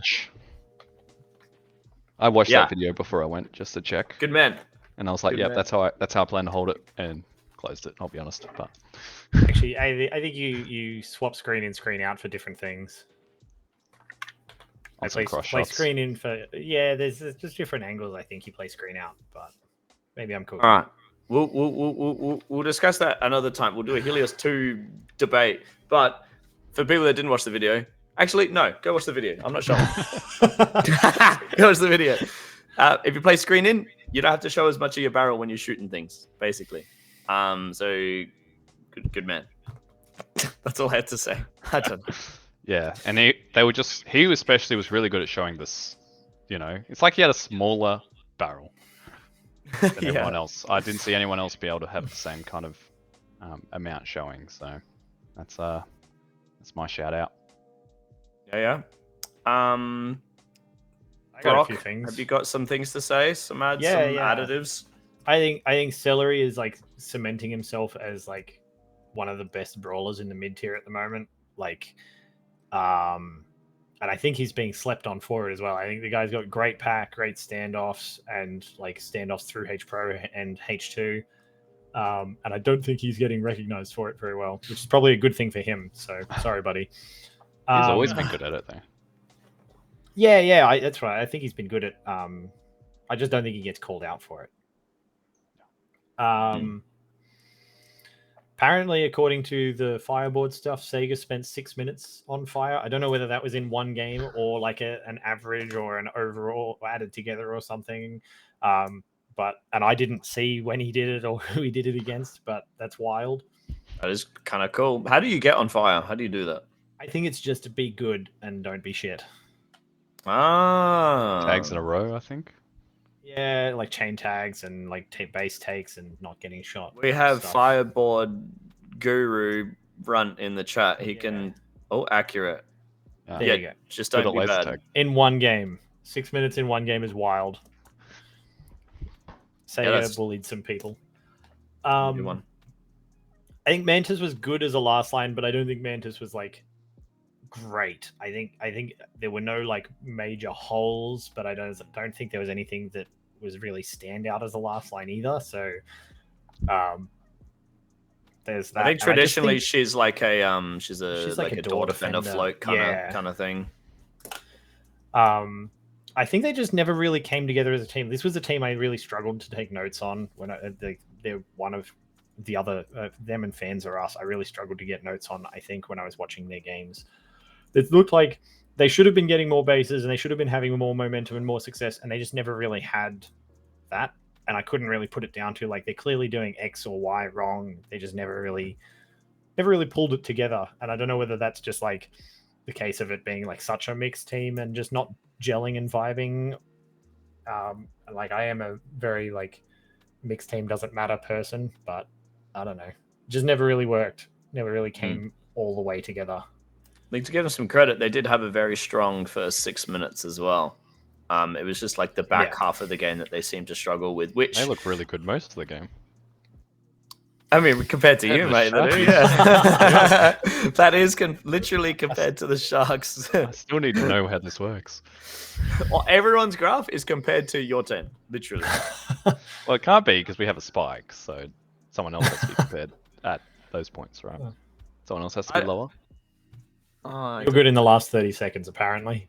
No, there is teams lower than you. There is minute. there's 2 teams I think that dip below you. Yeah, so I think it's each minute it's the last person, I'm guessing. The lowest average is the base for each minute. Oh, Bubbles did get like axed as well. I forgot about that. Oh, what? You get hit? Bubbles got a knock and it was like a cut in his nose or his eye or something. It was like really badly bopped. That'll take a toll. Where are we? Yeah. Split No, that nose. sucks. There you go. Yeah. What was I saying? I don't know where I was going with that. I've been thrown off. Yeah. No, I think I'll agree with Brock in that Celery was definitely like in the games we played, like Cascade 1 and 2, like one of the more difficult door defenders to get around. It was a bit of a pain. So yeah, shout out to Celery for that. I don't know. I haven't got anything to add personally. Is there any other bits before we make our stand-up player picks? Nah. Nope. Method, you picked. Did you pick Rizzler? Yeah, I'll pick Rizzler. The Riz. The Riz. Yeah. W Riz. Yeah, I'm also picking Rizzler. I know I said nothing about him when I was talking before. Just like, I have it written down. I went through and I picked my players ahead of time, so I've got them all written down. I wrote Rizzler and I just didn't write any notes. But I saw some great things from Rizzler when I was rewatching games. Like, big shout. Yeah. I'll go with Celery because he was. I don't remember seeing much of the rest of the players, but I remember like having to get through Celery for a decent portion of a game. So I'll give him a shout out for that. Yeah. But on Wildcats, up on for predictions. See, obviously probably not in this kind of formation. I'm pretty sure Archangels are coming, and they've picked up Rizzler now, which is cool. I'm not sure about Celery and Bubbles coming, but yeah, I'm sure they did. I've had a good time. They always had a good. Look at the smiles on Sega and Mantis. They're the most smiley people you've ever met. Come on. Briefly on the second day, and she seemed in really high spirits and like having a great time. I wish I got to talk more actually, but yeah, it seemed like they were all having a good time. Twinkle, subscribe with Prime. Thanks, bro. I think that's what you're supposed to do on Twitch when people subscribe. You announce it and be like, "Thank you." So, thank you. I put in alerts and stuff because we're affiliated now. I had no idea what that. You guys probably didn't hear it because you have the stream muted, but I heard it and I was like, "What? What was that?" That was these alerts. He's misclicked. All right, you can take it back then, everyone. I guess that's fine. Anyway, well done, Wildcats. Money. That's fine. Moving on. 11th, we got Fans Are Us. Down 3 from predictions. On the team, we have CV, Jellyhawk, Easy Points, Karen, Leper, and Captain Morgan. Dope. I'll leave it on that screen. Who's talking about them? Me. Oh, Ooh. crikey. Oh, I got another bloody alert. What's this one? Hype train. Hype train. Hype train. I have no idea what's going on. That was the loudest alert I've ever heard. I didn't remember setting that up. Okay. Awesome. Sick. Thanks for the sub, We're making money. Mr. Polcone. Thank you very much. We're making cash dollars, boys. I've got Let's go. Got one of these over here actually. While we're You want to at it. While you're at it, what's this? There's Sports Academy hoodie. Hey, supporter. good man. Check that out. I have one too. Look at that. Get the merch. Good man. Get the merch. Get the merch. These hoodies are sick. Linktree in description. Thank you very much. Method was the first. You're the first purchaser of LSA merch. And it came quick. So what was they're gonna run what out was the fast. turnaround? How quickly did it come? You tell me. I don't know, a week? I can't remember. A week. And how's the material? It's comfy. It's good. I wish it wasn't Comfy. 40 degrees right now, but Man, I wish it was a 40 degrees so I could wear my LSA merch. That's Exactly. right. And would you say it was affordable? Would you say? yes, very affordable, very, very quick. Just remember, it's a size smaller, so if you don't like a tight fit, get a size bigger. That's right. And it says on the website, small fit. So if you normally wear a medium, put a large. So it's affordable, good material, came quick. What else can you ask for? LSA merch. We deliver. Anyway, plug. Most shameless plug I've ever done. In the middle, you got to do it. Over. Thank you, Method. Good prompt. Good stuff. Where are we? Fans or us? Right. Yeah, you've just secured your spot on every single stream. I'll record Alright. it. I'll record an ad if you want. That's sick. Please. Just Yeah, play one. We'll arrange that. We'll arrange it. All right. My people talk to your people. I'm going to talk about this bloody team. Fire out. Fans or us? We versed Fans or us as Aftershock quite a lot. We were sitting around the same place on the ladder, so I think we versed them in round robin, Cascade 1, Cascade 2. We even versed them a couple games in Ascensions as well. And I think I honestly don't remember how the first half of the games played out in all of the games against them, because of how chaotic the back half of pretty much every game we played with them turned out. They could correct me if I'm wrong, but I don't actually remember a time where they didn't dump in the last in the back half, last 4 minutes, which I thought was interesting. I can't really remember what kind of a state they would have been in to dump, whether they were trying to do a classic because their defense was pretty hard to get through, with 3, sometimes 4 of them there. But yeah, they'd probably back themselves to be field pointing well. They've got good field pointers on the team, especially, got CV on the team as well, right? He's just a beast. So I'm sure, maybe they were doing a defend pretty heavy field point, and then in the back last bit of the game, dump, try and get as many bases as you can, make it chaotic. And it definitely paid off. I think a couple times they beat us with that, but it got to the point where we were ready that they were going to dump pretty much every game. And so we were able to talk about it and get everyone on the team the same page. So when it came to the last couple times the last time we've versed them, in Ascensions, we knew exactly what we wanted to do. So that was just an observation we made, that they were dumping quite a lot in the back half, which we haven't really seen from Hobart teams before, I feel. When I think dumping, I don't think Hobart. When I think Hobart, I think defending most of the game very heavy, and then getting a couple bases. It looked like a painful memory to recall. It was. Nah. I don't know. I'm pretty sure Easy Points was actually leading the game, which makes sense because I'm pretty sure he's leading Archangels as well. So that's good. Even though they've got such seasoned players like CV who's led teams before, pretty sure. Could correct me if I'm wrong. It was good to give Easy Points the opportunity to captain this with some different faces. I think you can learn a lot captaining other players. It can really amp up your game. So I hope he got a lot out of it. But also going to give a quick shout out to Leper, because he once again like for Hobart Nationals, they remember they did that Firebird summary thing where like it was like a nemesis thing. It's like who was the person that shot you the most? So yeah, Leper was my nemesis, and that hasn't gone away. He still put me in the bin like every single duel. And it got to the point where like I would be so ecstatic if I beat him in like one single duel, and it'd be like I don't know, you know when you're playing like sports with like your dad, right? And like but your dad like he doesn't give you any wins, right? He slam dunks on you. And like maybe one time you score your first hoop on dad. He didn't just like bat it out the way. You were able to get a good layup or whatever, going on with the basketball analogy. And that feeling, that's how I felt when I shot Leper like once. So I'm just gonna give him a shout out there for that. But anyway, I'm rambling like hell. So I'm gonna pause for a second, let my brain reset.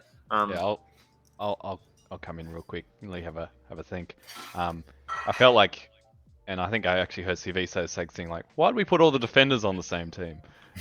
This is going to explain a few of the points I've got written down, but I'll come around to that afterwards. And they kind of just got stuck in that. Sometimes you just decide to do that kind of dump style strategy, or you might not dump, but you might hold off until a 3-man attack or something crazy at the end if you feel like you're losing. If you feel like you're winning, maybe you just chill with it if the game allows it. But teams don't usually just sit there and lose, unfortunately. So what I was very excited to see when I saw this team was I wanted to see how Jellyhawk plays, because I haven't played for a while, and every time I watch it, this guy's pulling out some crazy TRs lately, and I was like, ooh, there's a few people that I've just seen on the screen, and I just want to see how they play. So that was pretty exciting for me. Just seeing the guy, the beast himself. I don't know if is he getting bigger. Like I don't know how old he is. He's only like 15. I'm pretty sure. Like, he might be 16 now. So. I swear he was tiny when I first watched him on stream, but I got no idea. I'm trying to remember this. But yeah, so I was very excited for that. And my other shout out, it was also to Leper. Every game we played him, I saw him do something new bullshit with the phaser. That I was like, whoa, that was cool. So yeah, he's just always fun to play with. And I also felt, some of the pack difference on this, I guess, with just the comfortability of throwing around, the phaser out to shoot people, or different ways of approaching things. It's fun how when things change, you got to adjust these new packs and what you can do with them. So it's always exciting to watch this kind of different stuff come out. And I think Leper's always done some weird stuff out of, I say weird, more so out of the norm of what people do. It was some really cool things he was doing with those small H2 phases. Yeah, just on that point of Jellyhawk, I reckon we versed him so many times, but I reckon I saw him once, and it was on a door, and he put me in the bin, and then I was like, I'm gonna go the other door. Yeah, I was like, reasonable. I can't be bothered, man. But on the other door was Leper. But my ego was like, you got to beat this dude. So I think that's kind of what drove me to Leper's door over Jellyhawk's door. But yeah, I mean that's a pretty hard. There's a thing is, Leper already knows he owns you. Jellyhawk, he doesn't know yet. We don't want to start that. Jellyhawk doesn't care. He owns you anyway. He knows. Come on. Brock, have you got any notes for these guys that you said before that you kind of struggled to take notes? I struggled to take a lot of notes. Like I think their attack looked disjointed, which I mean, a bunch of defenders makes sense. I saw a situation where I had, I think it was actually a float, or Karen and Leper ended up in green base while they're playing blue, and one gets to the nook around, the wall around from the base, and the other one gets to the half wall, and they both spend the 15 seconds watching backdoor, and neither of them so much as turns their head to check the other door. And I'm pretty sure they just got shot through from front, that they weren't watching at all. It was so long that they spent not just watching the same door for a long time. It was interesting that you said that they were a really defensive team, because they looked a little too loose early. Maybe that's just something I saw on Ascensions and not going off of the whole comp, because I haven't watched the rest of the Cascades or round robin yet, so my bad. But yeah, I watched them dump and pull it earlier than I expected as well, like 5 minutes, 6 minute mark. Yeah, they weren't like late dumps, like the 8 minute No. mark, where you kind of what we've been seeing a bit more, where like a team will dump at that point and then like quickly bounce between the bases. It was a pretty traditional in that like when they dumped, they would be at that base, they would get all 5, and then they would move on. Sometimes I also know they did hold some in a couple of the games we played as well. Like they held the base that they dumped to. So a bit more traditional, but yeah, it still felt a bit early when they did it for sure. I also don't think their pack was where I was expecting it to be for the guys that have had H2 the longest, when like the only other site in the country is like Albury that have had it for a week. Yeah. So I don't know. Maybe there's a difference between their H2 and this H2, but I was expecting a little more from their like pack on pack skills than what we saw. Maybe that's just community catching up, and H2 isn't as hard as people said it was. I don't think it was very hard. I feel comfortable on it personally, but I know these guys, like, look at these guys at Hobart, and they all obliterated people. And I mean, they still did, but I don't think they did to the degree I was expecting from them. Well, gents, have we got any Wax has called you out. Wax, you told me I had to get like 2 denials a game. I thought that's what you said. That is what we said. He meant on other players, not on yourself. No, he didn't. No, definitely meant on yourself. You definitely meant on yourself, yeah. You got to start that way. Trust me, I got it. Have we got any notes we'd like to add before we pick some standout players? Nope. Awesome. I'll go first. Yeah, I'm going to go with Daddy Leper. That's what I'm going to call him from now on until he stops putting me in the bin. I was going to go Leper as well, actually. They had... It's just interesting, like, some of the... like, I think I played them once or twice, but yeah, just brawling against Leper is an interesting experience. I enjoyed it. I think he's very good at it. Yeah, I agree.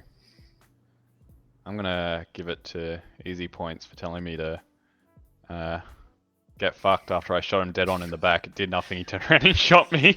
That was the funniest shit. That's exactly what he said. Just get fucked. And I lost it. I couldn't hold myself. That is honestly the H2 experience sometimes. Like you see someone's back dead on, you go bang, and they go, oh. It's very painful. He said that in a game. That's wild. Yeah, straight to me. It was hilarious. That's dope. Okay. Awesome. We've got a worm request before we move on. You have a worm? Can I see? Oh, yep. There's the worm. Oh, you can see that end game. That's the dump. That's the dump. That's the dump at like 6 minutes. 6 minutes.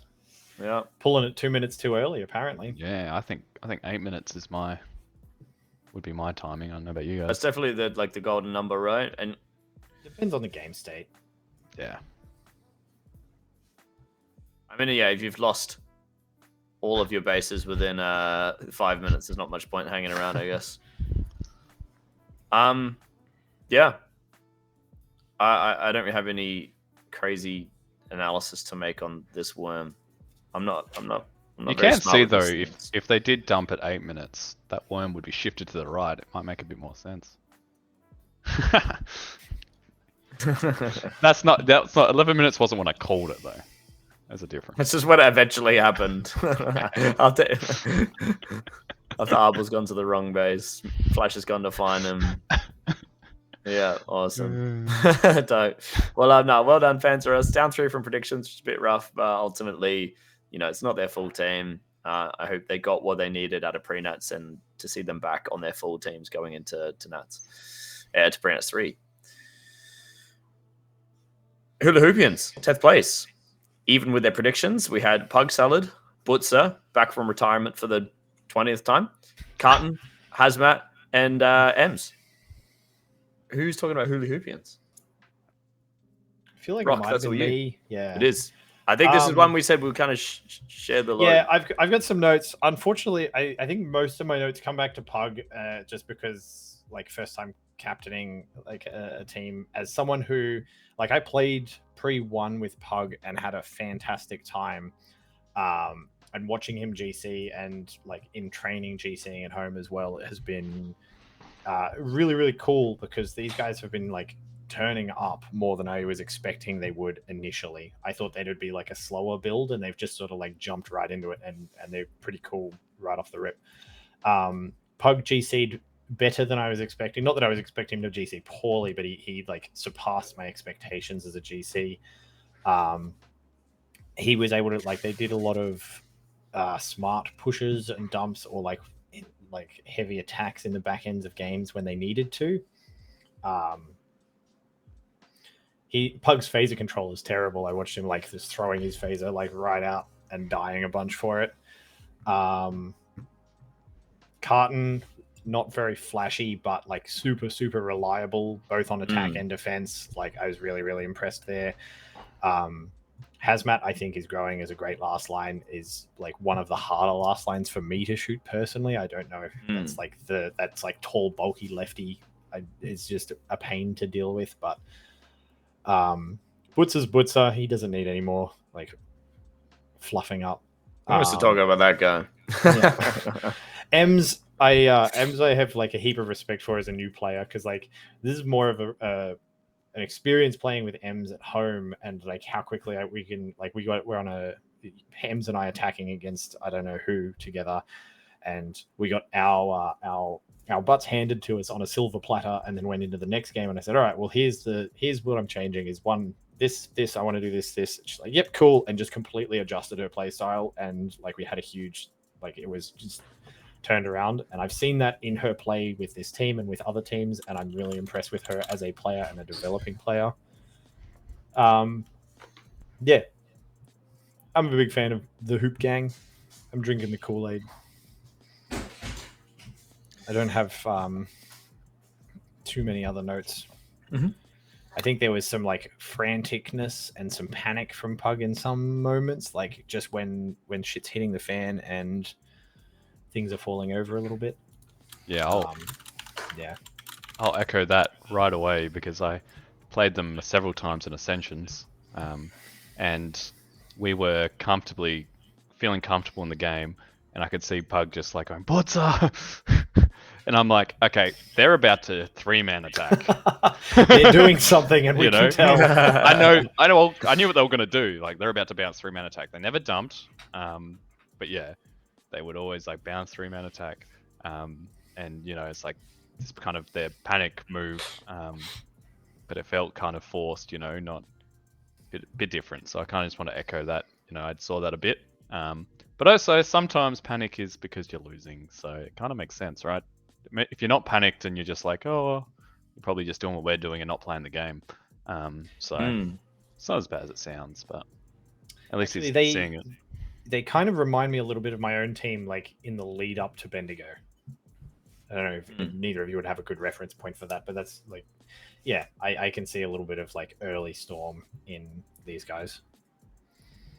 Yeah, from memory, they had a pretty good round robin, and then just had Shocker Cascades, or like a good Cascade 1 and a Shocker Cascade 2. I think they had a good round robin in Cascade 1. It was their Cascade 2. They dropped quite a lot, like 5-6 positions or something. Actually, I've got it up. I can check. So, just quickly, Run and Twinkles have requested that we do highlight Butzer. So apparently in a game, Butzer put both Run and Twinkles through a reload in like one go. Like both nice. Together. Oh, his first ever neg game. The GOAT. Oh, no. So I've got them here. Hula Hoopians round robin 9th. Then they moved to 8th for Cascade 1, and then they dropped to 13th for Cascade 2, and then climbed back up to 10th to Ascensions, and where we finished. Interesting. Yeah, did Wax has also highlighted that Butzer, after doing that, like within the same day, also had his first negative score of his whole. When did he? I did not see his. I did not see his negative game. Yeah, he had a negative game, and I think it was round. I have only watched Ascensions. I haven't watched the other bits yet, so that's my excuse. Yeah, it's so funny. The duality. I love it so much. I can talk from experience. What happens as you get old. It does happen. Yeah, no, I remember versing Hula Hoopians like a few times, or maybe it was just the one game, but it felt like ages because it was like Mikey and I, and like with the third rocking up occasionally, we're attacking their base for the first like 3-4 minutes of a game. We got nothing, and I couldn't get. I think it was Ems was under blue base at the time, and I couldn't get her out of that damn base for the life of me. Like, um, so that's the only like memory that I'm having is coming back to me when I try and think about this team. But nah, obviously, yeah. This is Pug Salad's. Well, Pug Salad captained Quantum, did he not? In Hobart? I think it was a little bit of like Pug and Jam, maybe. Okay. It might. I don't think it was just Pug captaining, like explicitly. I'm not sure. I don't think he did. Yeah, well, even if he didn't, yeah, Pug Salad obviously taking on the captaining. I've heard wax behind closed doors. I'll put this out there. He was very much hyping up Pug Salad's in-game leader ability. So yeah, and I mean the only way you're gonna keep getting better is if you keep doing it. You know, keep doing it. So good on you for doing it. It's not a thing that everyone can do, and it's definitely not a thing that everyone even wants to do. So kudos. Apparently, it was all Pug. It was all Pug. It was all Pug. Maybe Jam was counter calling then. I know. I've met Pug. I've got no idea who Jam is. What can I say? Method, have you or has anyone else got any last things to add about Hula Hoopians? Actually, on the coming back to the Butzer thing, I actually stayed with Butzer. So, like, I do think he brought a bit to this team in like adding knowledge for and like bringing the experience of the game, like of strategy and how to play things. I know there was a point at which Pug felt a bit overwhelmed, so Butzer took over and captained a couple of games that went all right. Yeah. And I know he spent a bit of time talking to Pug about like different decision making and hows and whys. So I think that's worth a shout. Yeah, 100%. And I was going to echo Hazmat on last line was a bit of a pain for me as well. I just found him really difficult to tag out compared to other last lines. So did really well in there, and especially in blue. I think blue was the one. We played them quite a bit, and yeah, I had to adjust my brain a bit attacking him compared to other people. So yeah, that's a shout out. So is he your standout player as well, Method? Sure. Yeah. Rock. Carton. I think Carton was like one of the unsung heroes of the team who just like was never in the limelight or never really got celebrated as much. I know Zeropa was like shouting him out in the chat, but that Zeropa does what Zeropa does. But I think Carton was just a quiet achiever of the team. Yeah, I'll go with Carton as well. I think I remember him. I think he was playing the front door of blue, if I'm not mistaken, and he was a big part of why we struggled to break their blue defense as well. So yeah, well on Carton, the quiet achiever. Yep. Cool beans. Well done, Hula Hoopians. Hope to see all of the players back in some form or another. Moving on, 9th place. We have the Outlaws up 2 from predictions. We'll circle back to their worm. On the team we have Campster, Pat King, Sirical, Brownie, and Vexum. And talking about Outlaws is Method. Take us away. It's me. It is you. These guys played really well. I think we played them very early in the round robin, and I didn't know where to stand half the time, and they knew everything. You could tell they knew the arena pretty well, and how to play it straight away. And I just found didn't know where to stand, and then half time I'm just getting like kind of shepherded in the spots, and it was really good from them, and they really know how to play the arena. And then they obviously, I think Camstar had one hell of a comp every game we played against him. I remember people were literally talking about it in the foyer, which has been like Cam's just so annoying to deal with in this arena. And I saw it, just how he moved, even just outside like green door, in green base sometimes. From my memory, he was really good. Packing, he's always hard to tag and super solid, and a really good jeweler. He's always been like that, and super It hasn't solid. got away. No, and he's got 1.6 bases, which is not what I expect from Packing. But obviously, he absolutely killed it in that side, and I think that was probably what I would expect to be the team's weakness is, cracking those bases to win these games. But I think they really did that with Camstar, Packing, and then, obviously Siricore and Brownie kind of picking up the slack. So they did really well, and I think they did a lot better than they probably expected as well. They're such a humble team. They're just like, oh yeah, I remember they played us, and it was like, yeah, they'll figure it out and they'll smash us later. We never figured it out and smashed them later. But just the way they kind of talked about it was super nice. And I think they had a really good comp. So solid little team. I don't know if this is a Nats team or not, but I know it was just fun. Plus Invictus. Plus Invictus. Yeah, so they'll be having a really solid, home comp, which I think will be really good for them. I think a good home comp for your middle teams really kind of boosts their skill better than any away comps can. But yeah, that's all I've really got on them. Yeah, I think so obviously the thing we've always said about Outlaws in recent years is that they kind of defend themselves into like losing games where their defense is like good, like not many people are getting their base, but a lot of that is because there's usually quite a lot of them there for a lot of the game.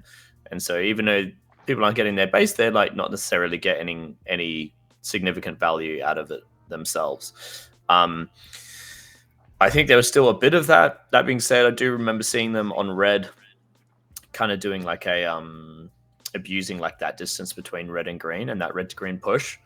And when they were playing red, like I think we versed them a couple times, and I remember them getting like quite a lot of hits on green, like pretty quick as well, just using that like that big spready from red to green.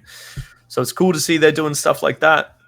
That being said, I mean, if we go to their worm, like they start off the games pretty slow.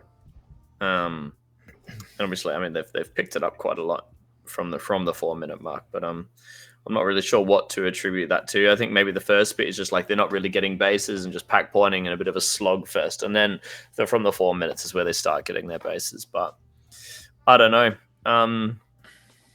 Brock, have you got any notes?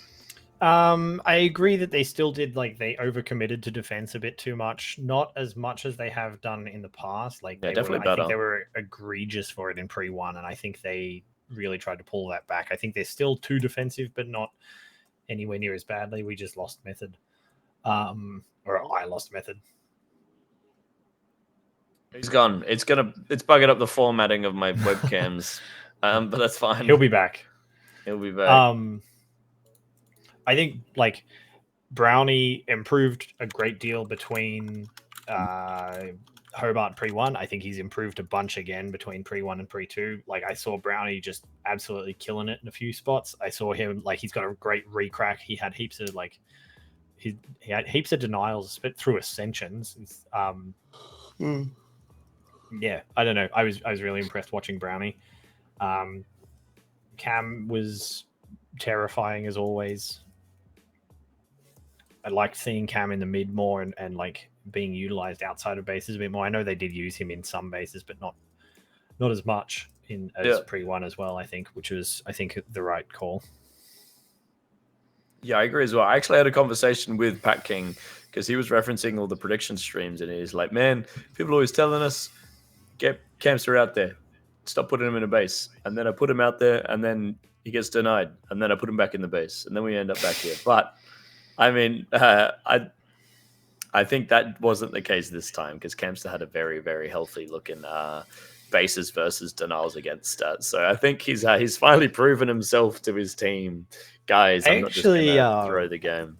I walked up on an interesting conversation between Pat King and Peregrine, and I'm going to throw him under the bus for this, where I think Pat King was suggesting he didn't have as much faith in his guys to like. I just think he didn't back his team as much as he should. I think he was remembering them maybe as like earlier versions of themselves that weren't as capable as they are now. And I think they were playing around perceived weaknesses that aren't as prevalent as they used to be.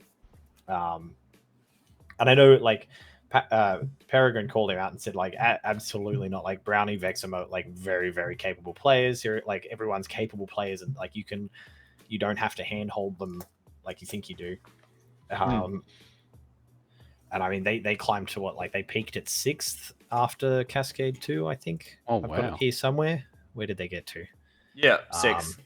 Yeah, which is like higher than I would have expected from them. And I think that's telling of what they're capable of. And hopefully by pre-3, we can see like a more polished version of this team. Yeah, 100%. That's cool. Yeah. Has anyone got any other notes about the Outlaws? Stop over defending. Stop over defending, you geezers. Sounds like they're on the right path though. So Yeah. I'm always a big fan of don't over adjust. So keep working on it. I mean, if you do, it gives you a data point to like learn from. They're gonna go from over defending to over committing. They're just gonna dump off time. minute 1 every game. Just defend their base, the other base. Do that. Go on. Interesting. What happens? Dope. I haven't got anything else to add. So who are your picks for standout players, everyone? I'm gonna give it to Packing. I'm going to say Brownie. Based on the play I saw during Ascensions, I thought he played well there. Yeah, I'm going to give Vexam a shout out. He was the last line for the team, and I think these bases kind of lend themselves towards people that are able to move quick in bases, but like not just random quick movements, like, you know, well thought out quick movements, and good, like, especially in red and blue, being able to switch hold and stuff is an important skill, I think.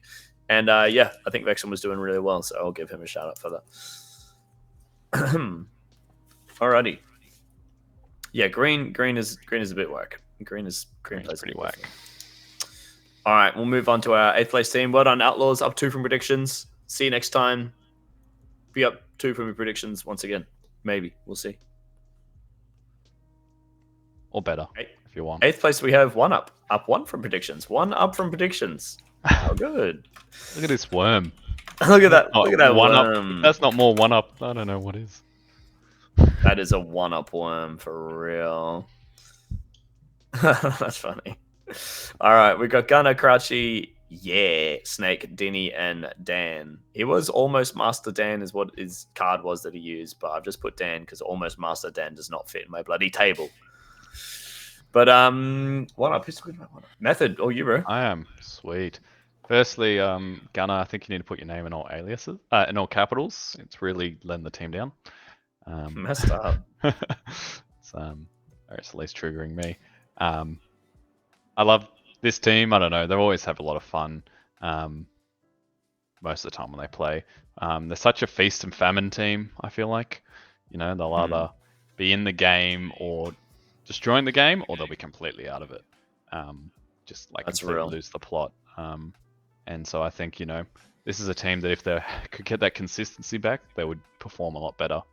You know, in the overall standings. But I think, you know, the skills pretty high, so they have a good run in a comp. I think they could do a lot better, but we've been saying that. I feel like we've been saying about 1 up for a long time, and even when I was saying, I think I was like Darwin or something, I was like, I gotta stop overrating 1 up because, you know, it's like, but every time they're so fast and big and hard to shoot and have all the right elements. And the best part is, like, I don't know, they're not like any other laser tag team because they're out there, you know, they look like they're sitting there out with a bar at the pool table, kind of, you know, they're not supposed to be at the laser tag arena. I get it.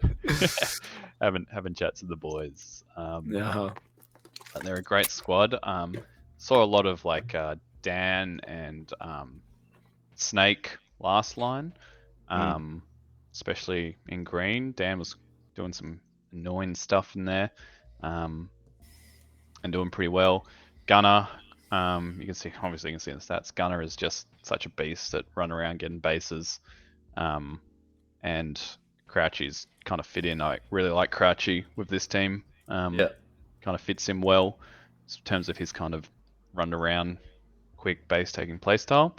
That really lets like Morrow and Guinea kind of play the doors, brawl, be really hard to shoot, and then have like someone playing the last line kind of fill. So really like this team. I think they can do better, but I don't know how much they want to do better in terms of, or like have the ability to train to do better. So I think they just kind of are such a good vibe to have here, and bring a lot of kind of different kind of play style that sometimes can annoy the crap out of you when they're dumping in random times and stuff like that.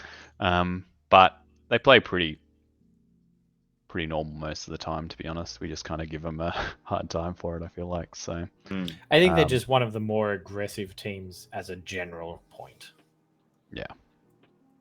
Whether that works for them anymore or not is a different conversation. What's funny is you say that, and I saw one of the games we versed them, they were green, and I'm pretty sure they had Snake in the base. They had Gunner and Crouchy both on the front door of green. I'm assuming they had Morrow on the back door, and they would have had Guinea or Dan like somewhere else around the base as well, I'm pretty sure. And they had that for like a third of the game, which was interesting. Yeah, okay. Very not one up. I was like, this just doesn't feel right now. I'm pretty sure they ended up dumping that game, so maybe they were trying to do like a defend field pointy dump late kind of thing, but I don't remember. But yeah, I just remember like during the game being like, am I missing one up right now? Like, what's going on? Why is there 4 people here? I'm not used to seeing more than 2 at their base. Come on. One up doing their best Sabres impersonation. Yeah. 100%. Has anyone got any other things? I think they looked more structured at this pre-nats than they did at pre-nats 1. Sure. Like pre-nats 1 was a little more like Wild West. Their takes still look very like one-uppy. They just like they break a door and they just put a shot in and then check the rest of the base to make sure no one else is in the base, and then go get set up and put a second shot in, and then they hope there's no one alive at the other door and check that, and then try to finish. Like a lot of their wild takes, they're super in the open for them. I mean, it's the one-up flavor, but I don't know how well it works for them. I've seen them lose games for denials. Yeah, I mean that being said, like I'm pretty sure they're like denials against. They don't look too bad. Actually, they're looking pretty decent. So, yeah. Problem is they all happen in the games they lose. They happen in the important moments. They happen in bulk. Yeah. There'll be a lot of games where no one gets denied and they do really well, and then there'll be a lot of denials in one game. That's actually very true. That's very true. Well, have we got anything else to add, or are we happy to pick some standout players? Standout players. Standout players. I can't decide who mine is. Well, mine's Morrow. I saw like great takes and great like counter cracks and denials from Morrow. I saw some really good, Morrow. I'm gonna give it to Snake because he's just a legend. I'm gonna mirror that for the exact same reason. That's all I'm gonna say. Nah, honestly, I don't know. I'm struggling to pick like a. I don't think in the games we versed them, no one really stood out to me when I think about it. So yeah, I don't know. I think Snake was one of the other people. Maybe I'm just too short, but I couldn't do the like shooting him over the half height in green when he was holding like the T watching front. So yeah, kudos, happy days. Anything else, gentlemen? No, dope. Well done, one up. We'll see you again soon. They registered in time for pre-nets 3, so they got it. That was impressive. That's how you know it's a different world. This is a different one up coming back. One up. Maybe one up again from predictions next time. Who knows? Moving on. We have Moon Boys down 1 from predictions. We have, Taipan, Potato, Orcarite, Mopart, Noodle. Interestingly, I think Dark Passion was registered on the team for pre-nets, but didn't end up coming. Who's talking about Moon Boys? Brock, or you, bro?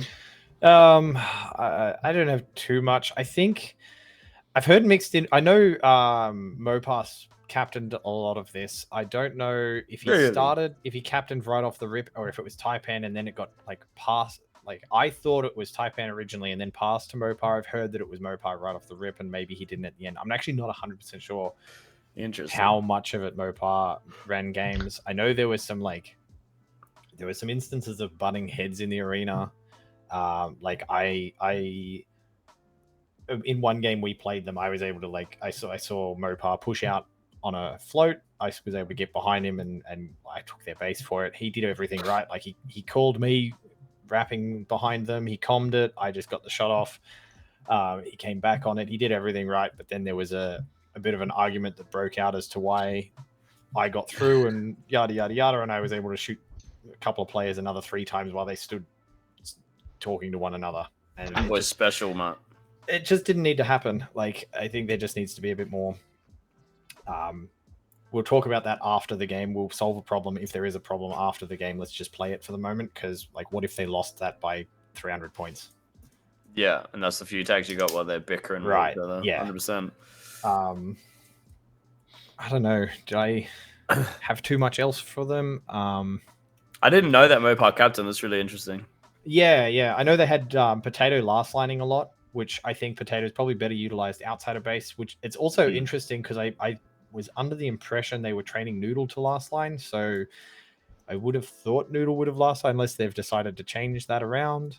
But I think Potato is better utilized like in a floating role outside 100%. Of base. I think he's great at picking times to float up and help an attack, to like pick his moments. Orcray is always just like super solid and like the carton of this team. Yeah, 100%. And Taipan is great at just like forcing his way into bases and making things happen there, which you can see with like the 1.5 bases for Taipan. I mean, look at all their bases. That's what I'm looking at. I feel like they must have been sharing that kind of roll around a bit more just from that. Yeah, I was going to say, I feel like looking at the numbers and like things like Mopar captaining and people last lining that weren't normally last lining or whatever, could it be a case of, so Dark Passion was meant to be playing this tournament, had to pull out, I think Queenie said because of work. And so rather than, and like, I would assume, like when I look at this team, I would be like, okay, Taipan's running the game, open up with Dark Passion on attack, maybe Mopar or Noodle last lining, and you got like Potato and Orca on your doors. That's what I would have assumed would happen. But do you think because they didn't have Dark Passion, they were like, well, we're not going to be able to do our main setup anyway.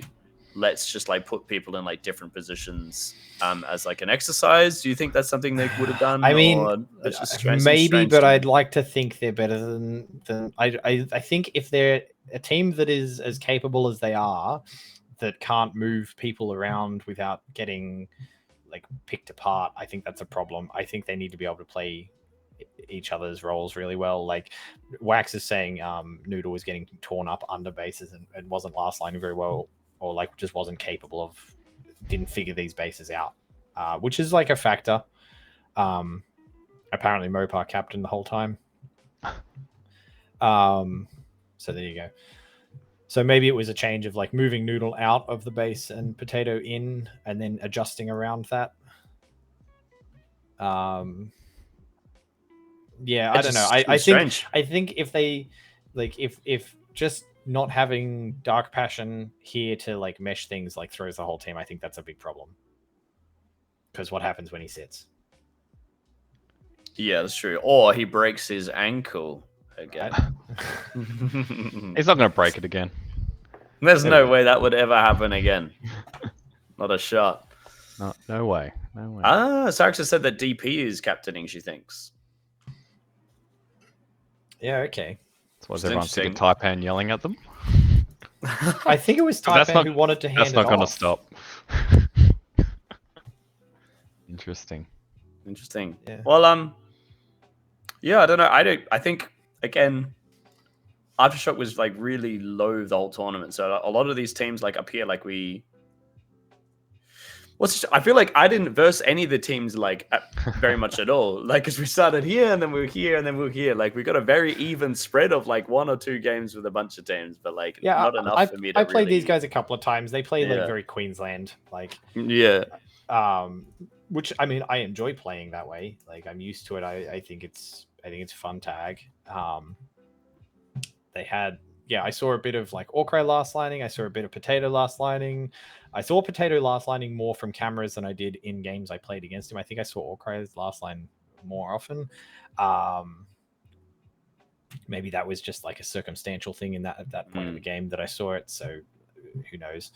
But lots of like holds trying to establish some maze control and like push out on like windows or movements, or like pull a brief 3-man and then drop back into like a sort of stable state. Wax said they did a lot of 4-5-man holding, which I think I definitely saw some 4-man. I don't know if I saw a 5-man hold. I did see a few 4-mans from them. Yeah, I mean, this team generally likes to play a bit positional. It's kind of what I've always thought. This yeah, for sure. Moon Boys Eclipse kind of stack, and find their timings to attack, and High Panel run around yelling things and getting his team sorted and trying to play a very, I guess, structured game. That's always what I've thought about it. I'm a big fan of the Potato pickup for this team. This just general stack, and they've lost people, but the Potato pickup I think is a big one from the Queensland shake-up, and however it looks. I feel a bit out of the loop. I'm like trying to remember half of it, but I think he's a really good fit for them.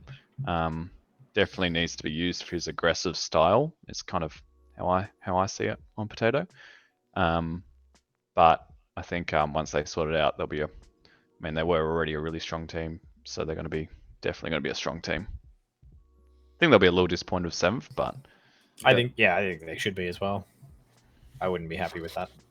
But someone's got to have a rough comp. Let's be honest. Someone has to. Yeah. As long as it's used as fire and like like to drive and help them like improve and sort it out. That's the main thing. 100%. Gentlemen, who's your picks for standout players? I'm going to give it to Mopar for talking some smack for me in the one game we versed them. Nice. Good man. I'm going to say Potato.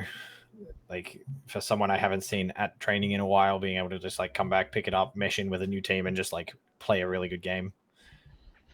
Move into last lane. I haven't seen that guy last lane almost ever, and do well. And then I think he played well. Cool. I honestly can't pick one because I don't remember seeing any of their faces in the arena. Who do you want to suck up to? I don't want to suck anyone, Brock. So we're going to move on. In 6th place, moving on. We have other team Canberra. +1 for predictions. We have Nuffa, BG Master, Gus, Garn, and Dragon. Look at that worm. That's a good looking worm. Damn. All right. Let's talk about Dragons. They were just high scoring. I think that's what that word means. Yeah. Brock, you're down to talk about Dragons, but I think this is the one we'll share around. Yeah. I think I was a little disappointed in this team. I think I saw a few moments where they threw away any chance at a first to guarantee a second in a game they absolutely could have won. They caught us off guard and took one off of. So I think we played them and Thunderclap in round robin, and they just hard played for second, and they got it. Which, I mean, credit to them. And it was just because we didn't have a plan going into it in the event that they would play like that, which I think is a mistake on our part. But it's also disappointing to see a team that can win a game in an important round robin game throw it to guarantee a second. I think that's short-sighted. They're sort of like similar to One Up in a way where they play a little bit weird. I think no shifter really hurts this team. Like having a solid, dependable last line and like someone to anchor the back end of the team, I think is an important thing for them. And I think shifter not being on this team this time around wasn't a good thing for them. Yeah. I just want to add on to that note of I think there's a whole idea of obviously in a game where you're not confident you're going to win, you play for second so you can get like some guarantee yourself like a decent amount of victory points. Like better getting 4 victory points than 2 victory points. But I think for any team that's wanting to like really like push themselves and actually like become the best team they can be, I don't think you should ever go into a game planning to play for second. That's my own thoughts on it. I'll get you guys to add on if you like. But I think any time you go into a game, like from the get go, you're playing for second is a missed opportunity to like learn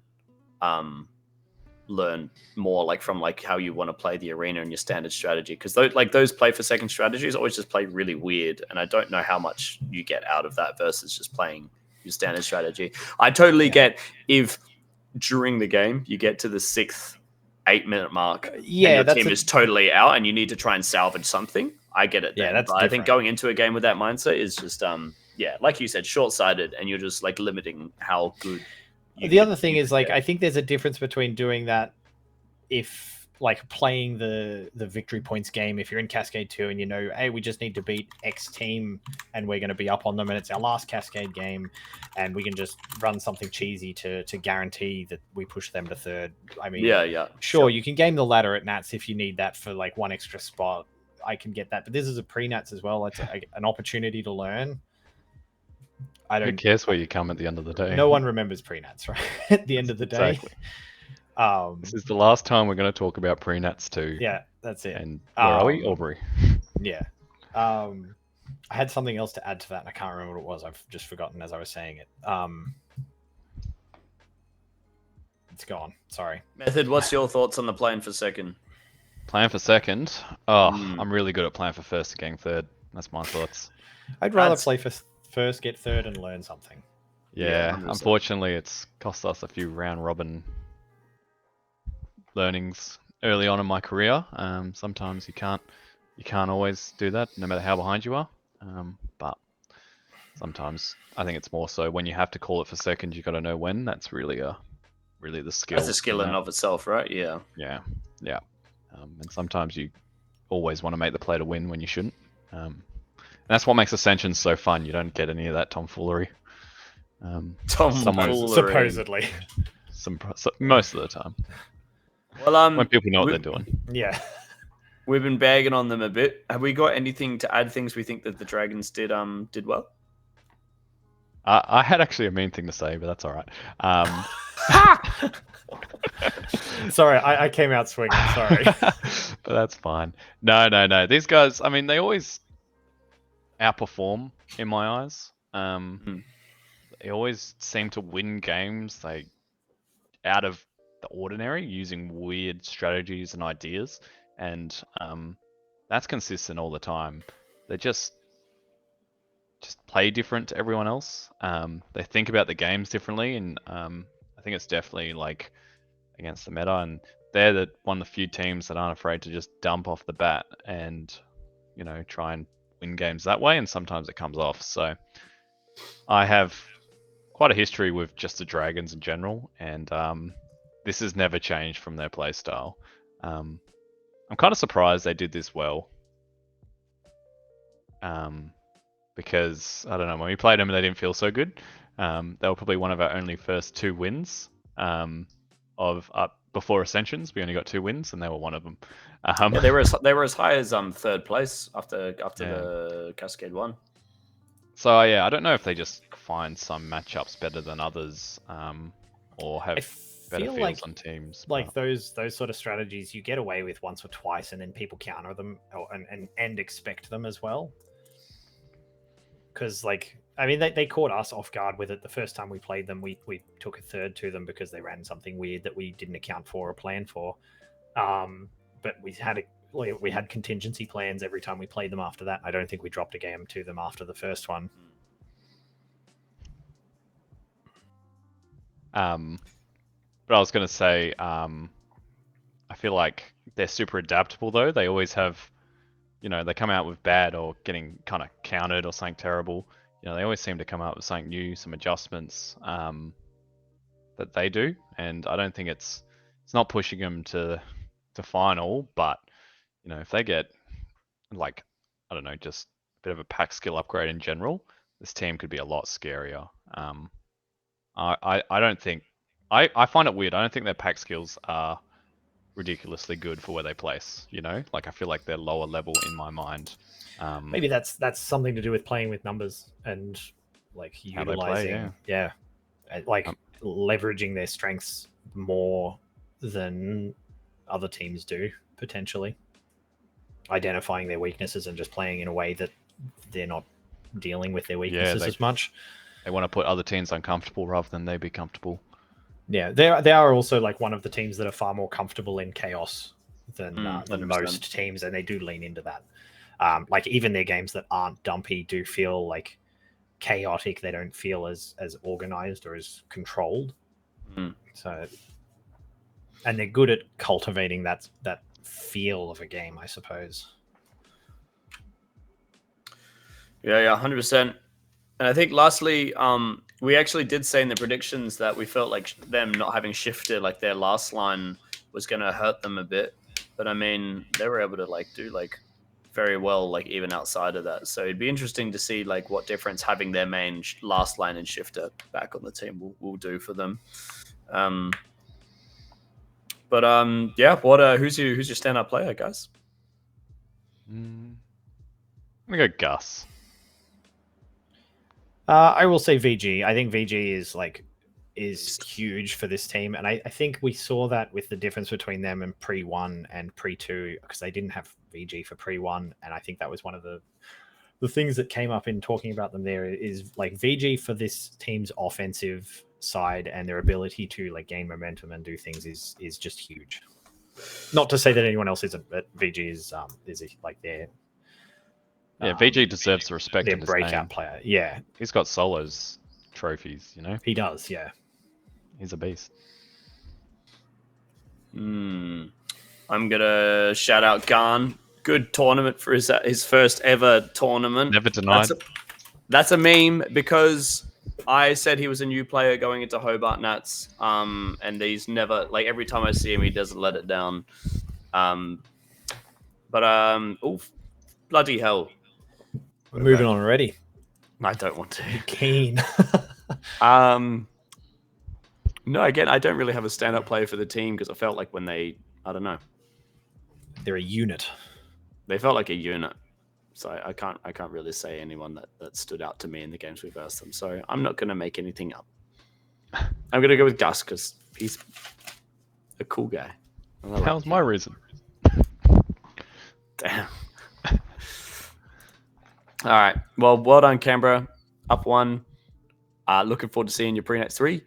And yeah, moving on. I don't really want to. Might skip the 4. Aftershock. Look at that! Because you just wanted to be in 4th? Yeah, I actually genuinely, when we came out of our game, I was actually happy we came 5th and not 4th. I would have been pissed off if we came 4th. Dude, there was a group of us just cheering for you guys to get 4th in the lobby. Well, I heard you, and I was like, nah, not happening. As a man who had 2 4th national placements in a row, I understand. I was that man once upon a time.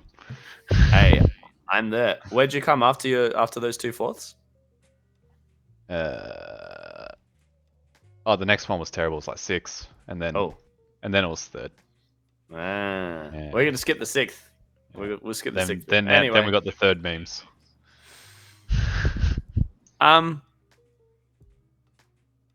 Bloody hell. Yeah, 2 down for predictions. I don't want to talk about good this. Worm though. That worm is indicative of your Tell us what day. actually happened. So we have Holmes, Dossie, Mikey, and then we have Dossie back from not retirement, vacay. Dossie's back, and then we've picked up Jesse from Adrenaline and Benny from Anomaly, and then we have the old timer Beefy, obviously. What happened? Kind of similar to what you were saying before, Method, where we'd go into game and we would pretend to play laser tag, and then we'd come out and we'd be like, nothing's working. Like, our defense is dropping bases, not because like we don't have people there, but like they're just dropping. Our attack isn't getting any bases. We're not getting any field points. Like, what are we doing? And yeah, I couldn't really tell you. We did make like one change in terms of how we structured the team. And I don't know, maybe that was the big difference maker. But honestly, I think just going into the second day, we just like woke up and started actually playing laser tag. But yeah, 15th is like the lowest I've been in a really long time. So that was a bit of a shock, if you will, an aftershock. Day one aftershock did not rub the lucky beefy bald head. You're so right. We made it a ritual before every game. In the second day, we have to rub his bald head for luck. No, honestly, yeah, I think you kind of said it before, Method, where you're not you don't want to overcorrect what you're doing. Oh, yeah. What I wasn't sure what word you used. What was the word you used? Overadjust. You don't want to over-adjust. And I think our experience this pre-nats was definitely a case of like we made one like relatively small change in terms of how we positioned one of our players, and then all of a sudden we went back to like feeling like aftershock again. And so it just goes to show, sometimes you just have to really like sit down for hours and hours and hours looking at maps, like reviewing and whatever, just to go, we should just change this one thing. And then that can be like the difference maker. So I don't know, maybe it's a lesson that people can draw from, but in terms of how we played, Mikey was captaining. I was the opening attack. We had Jesse playing like kind of like a mid position, and he did very, very well in that. I'll light up my boys in a sec. Dossie was last lining for pretty much the entire tournament, back in his element, and then we had Beefy and Benny were kind of just like our main door defenders, being a bit more brawly. And that's the positionings we ended up running like every single game on the last day, and I don't know, just everyone did their bit well. We're really happy Dossie was able to, because obviously Dossie, Bendigo Nats was one of the few like last lines that could actually make playing in the base work. Darwin Nats obviously was his debut year, and he had a very exceptional last line year in Darwin. So it was really cool to see, like, after coming back, his first tournament on Helios 2, he was back to doing Dossie things, like doing really, really well in last line, even with Helios 2 in the barrel sensors and stuff. I think a bit of our downfall in terms of the defense was just Dossie like struggling to adjust to like the barrel sensors. I remember him like coming out against, like, man, I'm just getting shot in the barrel like every single time. And then he went to bed and then woke up and he like just like, nah, that's not happening again. I'm not getting tagged on this barrel ever again. So yeah, kudos to Dossie for that. Yeah, I don't know. Otherwise, we played a pretty standard strategy. It was pretty much just a 3-2. Just door defenders coming up and helping get bases and stuff. There's not much to say. What have you guys got to say? I've waffled on for a bit. Your pack sucked, but you were better at other teams in the base race. And like once you identified that, you spent most games like base racing teams out of it. Like you would be down on pack and you just go base to win. Like based off of the first day, you're clearly a team that can like go home and study and learn and like figure out what you're doing wrong and adjust. I mean, I think I saw that at Hobart as well. Obviously a different lineup there, but I remember seeing like one of your early games and thinking like we had your number, and absolutely we did not have your number. No. You offset bases pretty well. Which was like a consistent thing I noticed in a lot of your games. Like you were one of the teams that never went like blue. Oh, we should get some greens. Holmes, you're good for like early bases, early hits. Like you're relatively consistent for hitting 1 or 2 pretty early in a game and settling into like the back end. Yeah, that's what I had. I think I played you guys maybe once, if at all. I'm not even sure if I did. Yeah, we did not see I don't you remember much, it. man. Who did you play? You didn't play us more than once, I think. I'm sort of telling you, we versed everyone once. I swear to God. Yeah, well, No, I feel points definitely sucked, and I think a little bit of that is, I think something we kind of identified in our training actually, because we were struggling a bit in training leading up to pre-nuts as well. And it was actually Mikey that kind of identified. I think that was after a talk with Fuggan as well. After training, we go to KFC and we sit there for like 2 or 3 hours every Monday. It's a bit of a ritual, but it's like a good time for us to team talk. And I'm pretty sure Mikey and Sean had a chat. It was like we were playing as if we were the Aftershock that had Fuggan and Shutch on it, without like building up to that point, if that kind of makes sense. Like we were just playing as if we were the same team, but like ultimately we're not. Dossie's back from a year off. Benny and Jesse are new guys, and they are very, very good for how long they've been playing. But like Shutch and Fuggan are big bloody shoes to fill, right? So I think that was probably a bit of where our field points didn't feel so good. Is normally we put Shutch on like the single worst store to get field points from, and then she just walks out with like 10k for no reason. And we don't have that anymore. Not that I don't think the new guys can get to that point, but like, yeah, that's definitely a bit of, I think, of where our field points have gone. And I think inherently by focusing on a base race, like you said, Brock, you kind of do give up some field points, especially from your attackers, right? Just kind of dying on the doors a few times to get in. But yeah, Method, have you got some stuff to add? Yeah, I was gonna say, the one game you played against us in Cascade 1, where you're the 15th place team and we're 10th or something, was an absolute slapping that I mentioned it earlier. It was just complete outplay in terms of all strategies, and it was like a random game where the 13th team wasn't much of a the third team, I think they were 13th, which is why I remember it, weren't a big factor in the game. You guys got an early lead, and then you just like controlled everything and just bullied us. And because we weren't playing laser tag, our reaction was to just send our 2 attackers across to each base, just getting followed and destroyed the whole time. So I've always put Aftershock as kind of this really smart team in a way. It's always been my thought. Try. At least pretend. But I think, I was quite surprised how well you managed to pull it back up, especially because, you're missing Chutch and Fuggan. You needed a reset, obviously. Saturday was just a terrible day, and you managed to get all the way up to 5th. I find that's pretty crazy, personally. Huge climb. So that's just a kudos. I don't know how much you actually climbed in Ascensions versus Cascade 2, but I have that up. Let me have a look. That's got to be... So between round robin and Cascade 1, they climbed from 15th to 13th, and then they went from 13th to 7th for Cascade 2, and then went up from there to 5th. We're on the rise, boys, and that's gonna keep going to leading into the next pre-nets. Just apparently, you guys played 2 inside blue as well.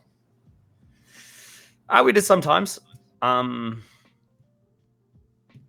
Yeah, Man, I it can was see just kind that. of like it was just a case of maybe we needed to get some more bases. We weren't happy. We weren't quite ahead enough on bases yet. So let's go get some more. And so we might stick 2 in the base for a bit. Because I think red you can't really do it. I don't think. It's very difficult to do in red. But yeah, blue is definitely a base you can shove 2 in there. And if they're good at shooting people, they're going to hold out long enough. Might hold out long enough for that 3 people to get a base, and then the third's going to come back. We definitely did that sometimes. And we tried it at green as well. I think it's funny. Talking like the whole rest of the team were like, man, you can't play the half height in green, like watching like the front door, like kind of crouched down. Like you just get like people just reach up and shoot you. And I was just one of the guys that like, guys, I haven't been shot by this once. Am I just getting lucky, or like am I just like super short? Like I don't know what's going on. Am I that small? Yeah.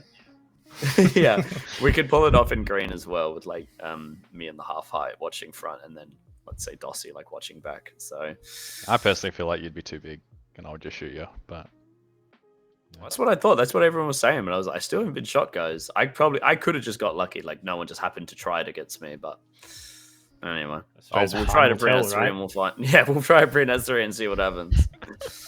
Have we got anything else to say? Nah, I mean, that's pretty good. Who's your standout? Who really carried you guys? That's what I want to know. I think Jesse. Yeah, I reckon Jesse. So, Jesse was kind of. He's done a little bit of mid in training before. And when it was on adrenaline, I think they played around with it a little bit, but they ended up putting him back in last line because he's really, really good last line. But yeah, we had him in mid pretty much this entire tournament, and by the end of it, he was he definitely felt like the most impactful player on the team. Like he was in the defense when he needed to be in the defense, and when he was up helping the attack, he was, you know, we were getting bases. But he's too nice. He's too bloody nice. So what we keep saying to him is like when you're like the third rocking up and you like clear a door, you need to be like clear. You know, the whole arena needs to know that you just cleared that door. You know what I mean? You know, kind of a bit of more energy. But he kind of just rocks up and he shoots like a bunch of people and he's like, oh. So I think the only thing we can add is like he needs to channel more me energy. More me energy. And I need to channel more Jesse energy and be quiet sometimes. But yeah, no, Jesse was by far, well, I say by far. I think everyone did really good. I think it's hard for me to pick. I think really Jesse was and really bad.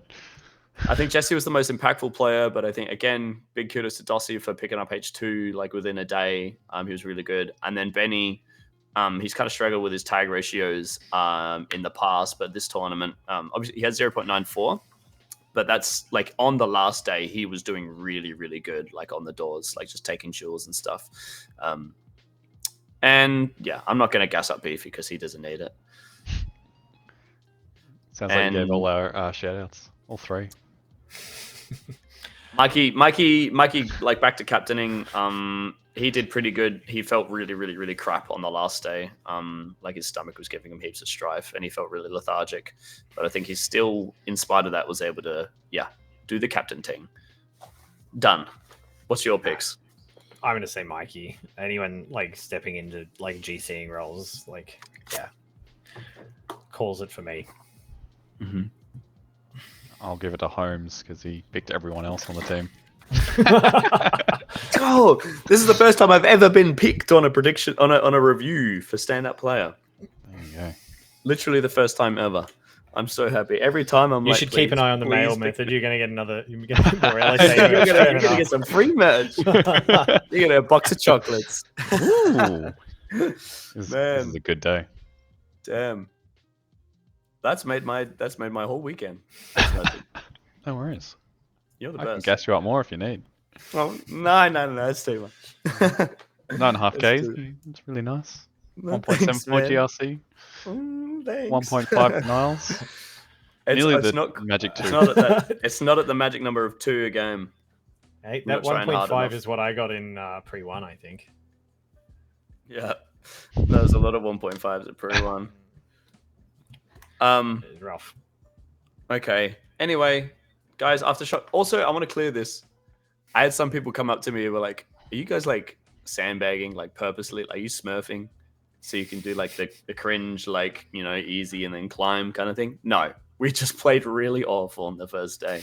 Just clearing that up, everyone. Anyway, stop talking about me and my team. Let's go. Moving on. Well done, Aftershock. Pulled it back. 4th place, we have Rampage, up 1 from predictions. Spider, Whippet, Zam, Polchrome, Sadlamp. Talking about Rampage, his method. Let's go. Method. I actually never played this team.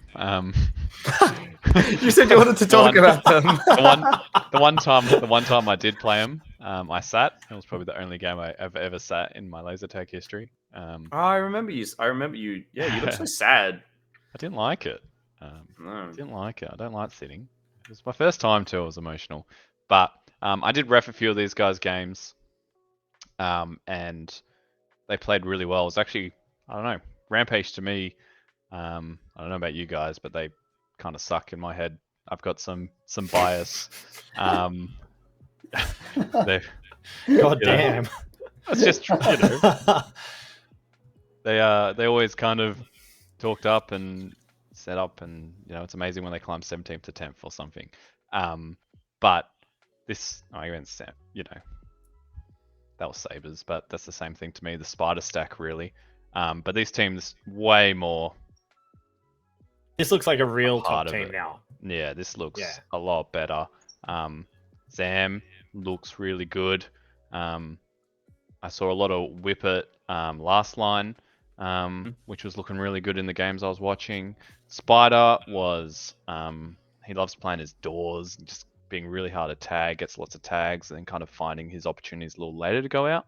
I think he's being able to kind of not have to be a attacker straight away now, which is really helping them. So he can really dictate the doors, slow the game down, which I think they like to play it a bit slower. And then he'll get his bases. He's going to get his bases, kind of thing.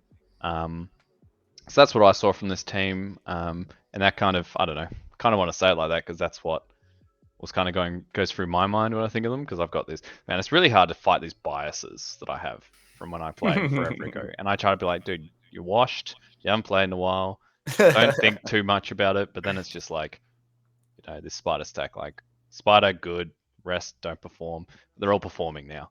Obviously they can actually play here, which is going to help them a lot. I would say it's not their home, but they play a lot more comps than everyone else here. So they really cooked. This comp, I think, just from what I watched, played really well. Sadlamp's always been like a good little jeweler on the doors, and I think Polchrome's also grown quite a bit since I've last seen him. So it's quite an interesting thing to come back to. One of the biggest shocks in my mind was to try and challenge this Rampage bias, but it's good. It was good. I think getting fourth kind of sucks, but they had a good chance overall. It does. Brock, have you got any notes? I first of all, I'm super happy to see this team as high up as they are, and they were up right at the start. They were up, they stayed up the whole time. I think they did. I'll get that open. Rampage, the lowest. Sure. Where they finished is the lowest they dropped to. They started in second, then went to second, then to third, then really, really, really happy with how this team looked. They took a couple of games off us. They were a tough team to play against. Whippet is a great last line. Who was their last line in Bendigo? Do you remember? I can't remember who their last. Would they really had a last line in Bendigo? Not Bendigo. Sorry, Hobart. Why did I say Bendigo? Oh, Hobart. Hobart. I think it was between Polchrome and. They're missing. They had Princess. Yeah. I don't think it was Princess, and they had Wildcard. Polchrome and Zam a little bit as well. Okay, I think Polchrome outside the bases is in the attacking role that he's assuming a bit more of is good. I think he's also a little bit of a door defender. He might be the sort of move around, do everything depending on who's sitting. I think Whippet as their last line is fantastic for this team. It helps to round the team out. Spider is Spider's just very good and very difficult to deal with unless if you let him play his way. Also a shout out from Pre-1 that I forgot to mention. Apparently Spider carried Isotopes Pre-1 from Cairns, and I forgot to mention it in the Pre-1 stream. So that little shout out. Zam is really, really coming along as the captain, the mid player, is very, very, very difficult to deal with at times. I think Sadlamp got a little bit chewed up on these packs. I don't know whether it was packs positioning or just how tired he was from running everything. Yeah, which is probably a factor. I think this team should be super happy with how they played. They looked really, really good all comp. I think their experience that they got at Hobart is coming through, and they're rounding into a really solid team. So has this team changed from Hobart? Is that what you're saying? They didn't have Whippet at Hobart. They had Princess, and I feel like they had a 6th. They had Was it wild a 5 or a card. 6? But Wild card. Wild card, but he sat quite a bit. Right. Okay. Yeah, Whippet seems like a good fit.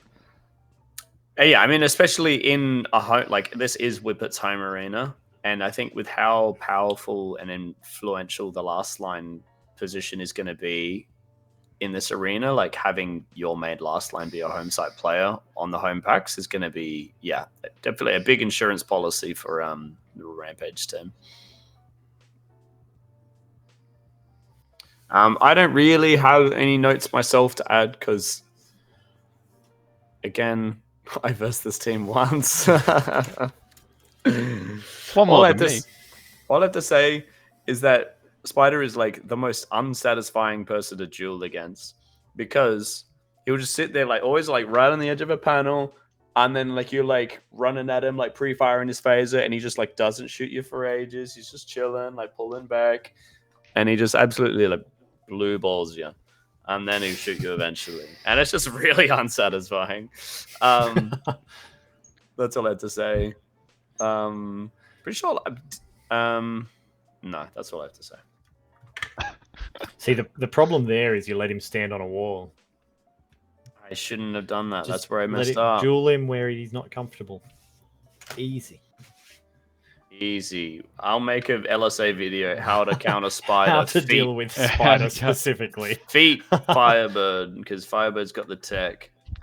Just have a map and you just like see doors. If Spider's on this door, go here. to other door. If Spider's inside, go other base. No, I'm Dump at him super later. happy with how this team played. I think like at the end, I think they just got beat out with some experience because like just being newer. I mean, bold coming from me, but newer to the top end, just having less experience in the top end. Yeah, there's Waxter. They just need to get more bases, take more bases. Which has always been when I think about Rampage. I think like they field point quite heavily. They do get a lot of field points, but yeah, the bases is always like in Hobart as well. Seem to be the thing that they struggle in a little bit. So I don't know, just start taking bases. Simple. Just shoot the base. I don't have anything else to add. Yeah, you go. Yeah. I was gonna say it's interesting. Polchrome has more bases taken than Zam. I find that quite surprising. But Zam still has a higher average score.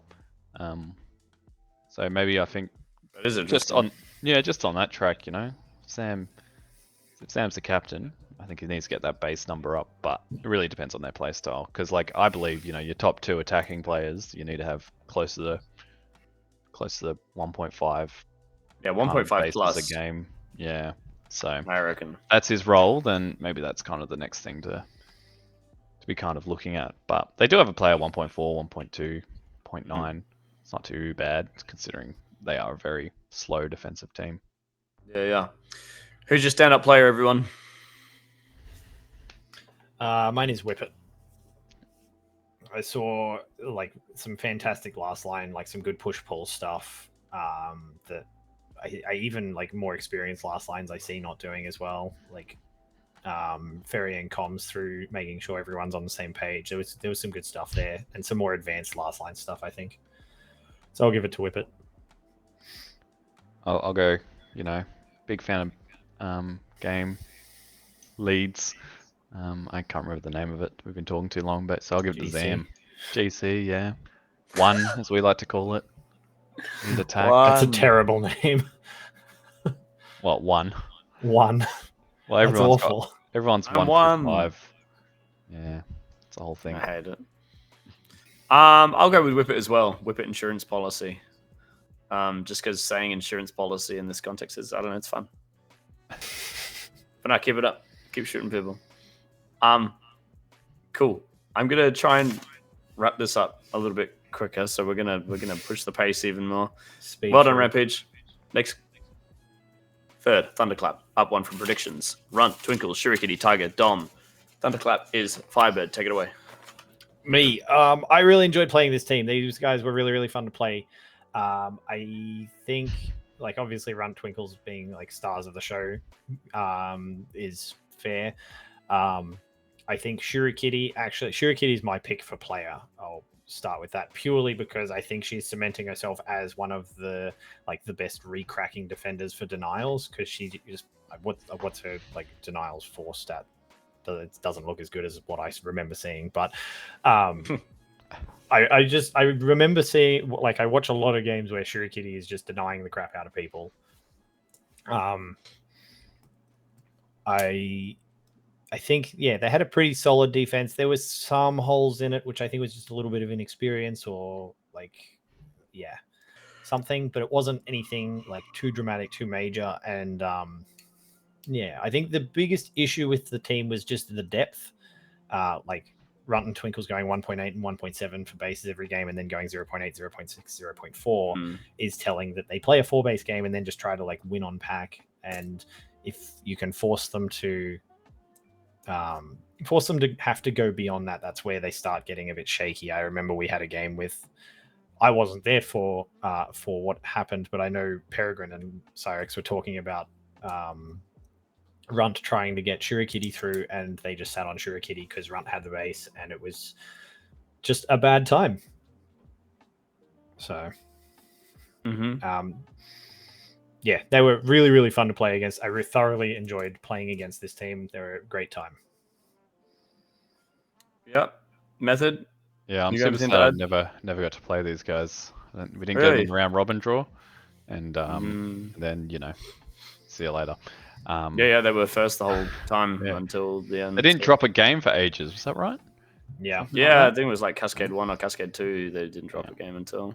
So the Runt Twinkles H2, it's scary. I wish I got to face it. That's one of the things I kind of regret. It's not being able to see it close up, but it's quite impressive that they can bring this team up to 3rd, really. I think that's a really good result for them. Like, I know it's like semi-expected because it's Runt Twinkles, but they've got a bit more of a development, kind of bringing on some other players to try and help them learn, get some of this higher level competition, which pre-nats might be harder than nats sometimes. Sure. So it's really good for them to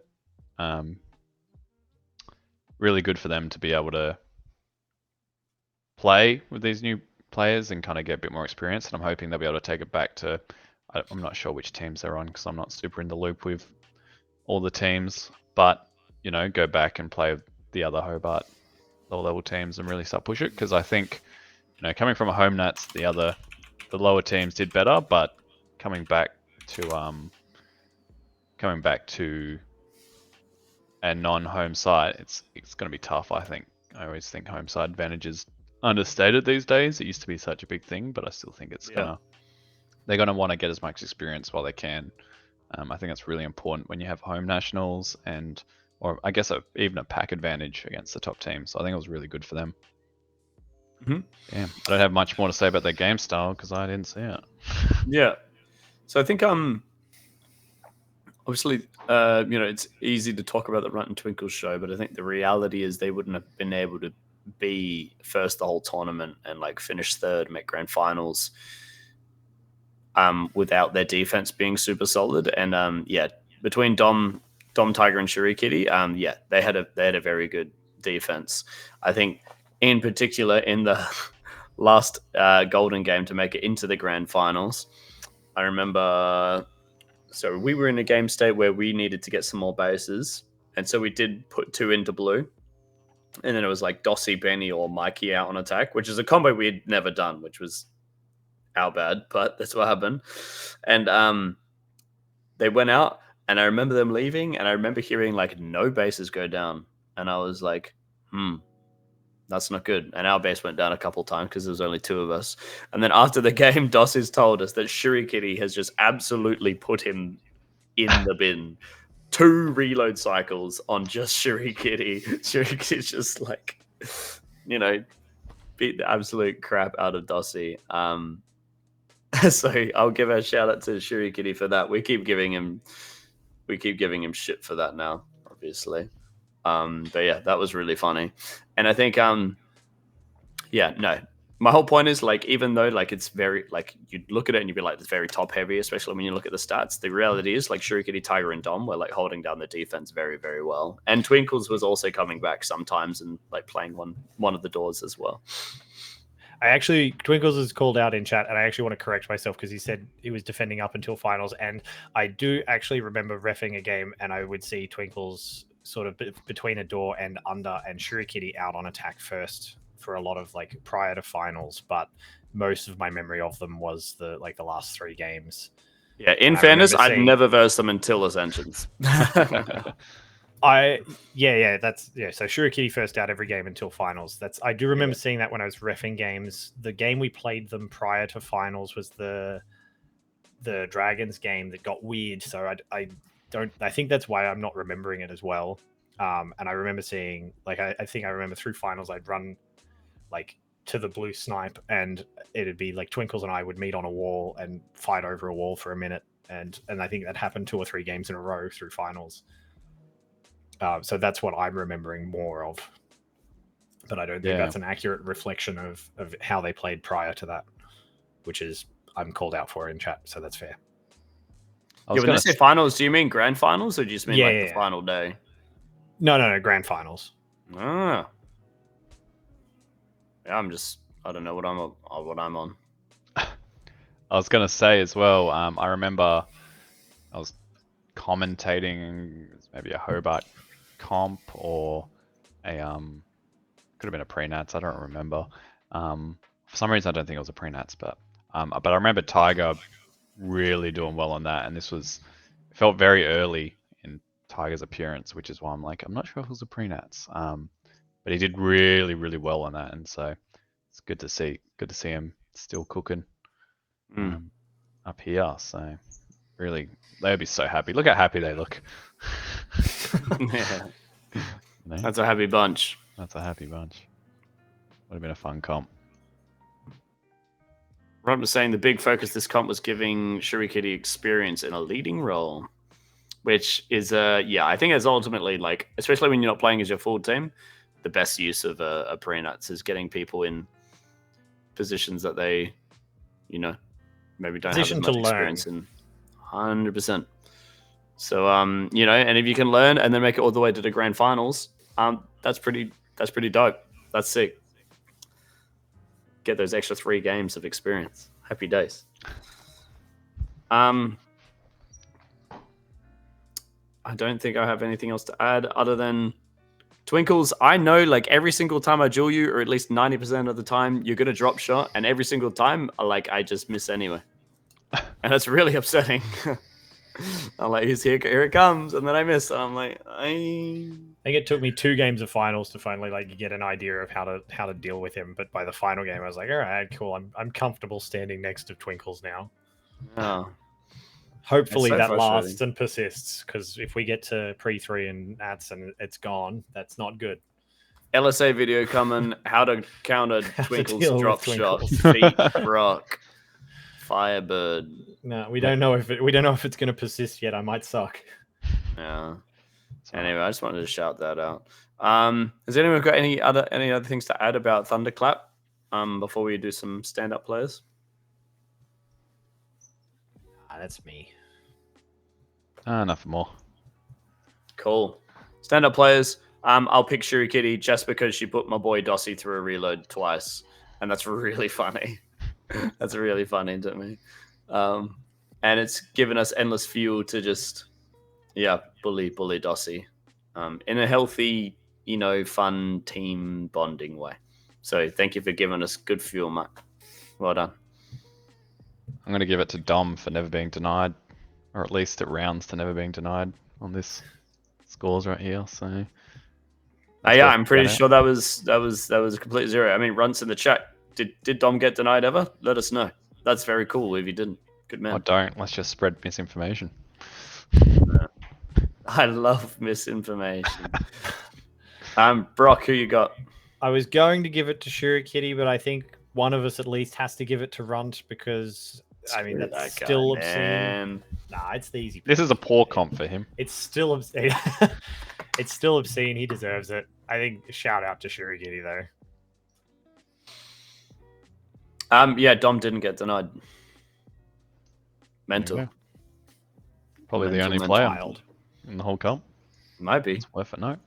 There was one player, I think I missed Garn's stat. He So had maybe 0.9. He was on the Dragons. He got denied. Okay. All right. Well, now well done, Thunderclap. Well done to the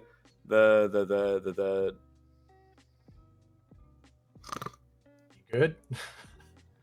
it's been a long stream, boys. And I worked like 9.5 hours today, so Oh, my yeah. brain's fried. All right. Anything else? Good. Moving on. Thunderclap. Onto isotopes. Equal with their predictions.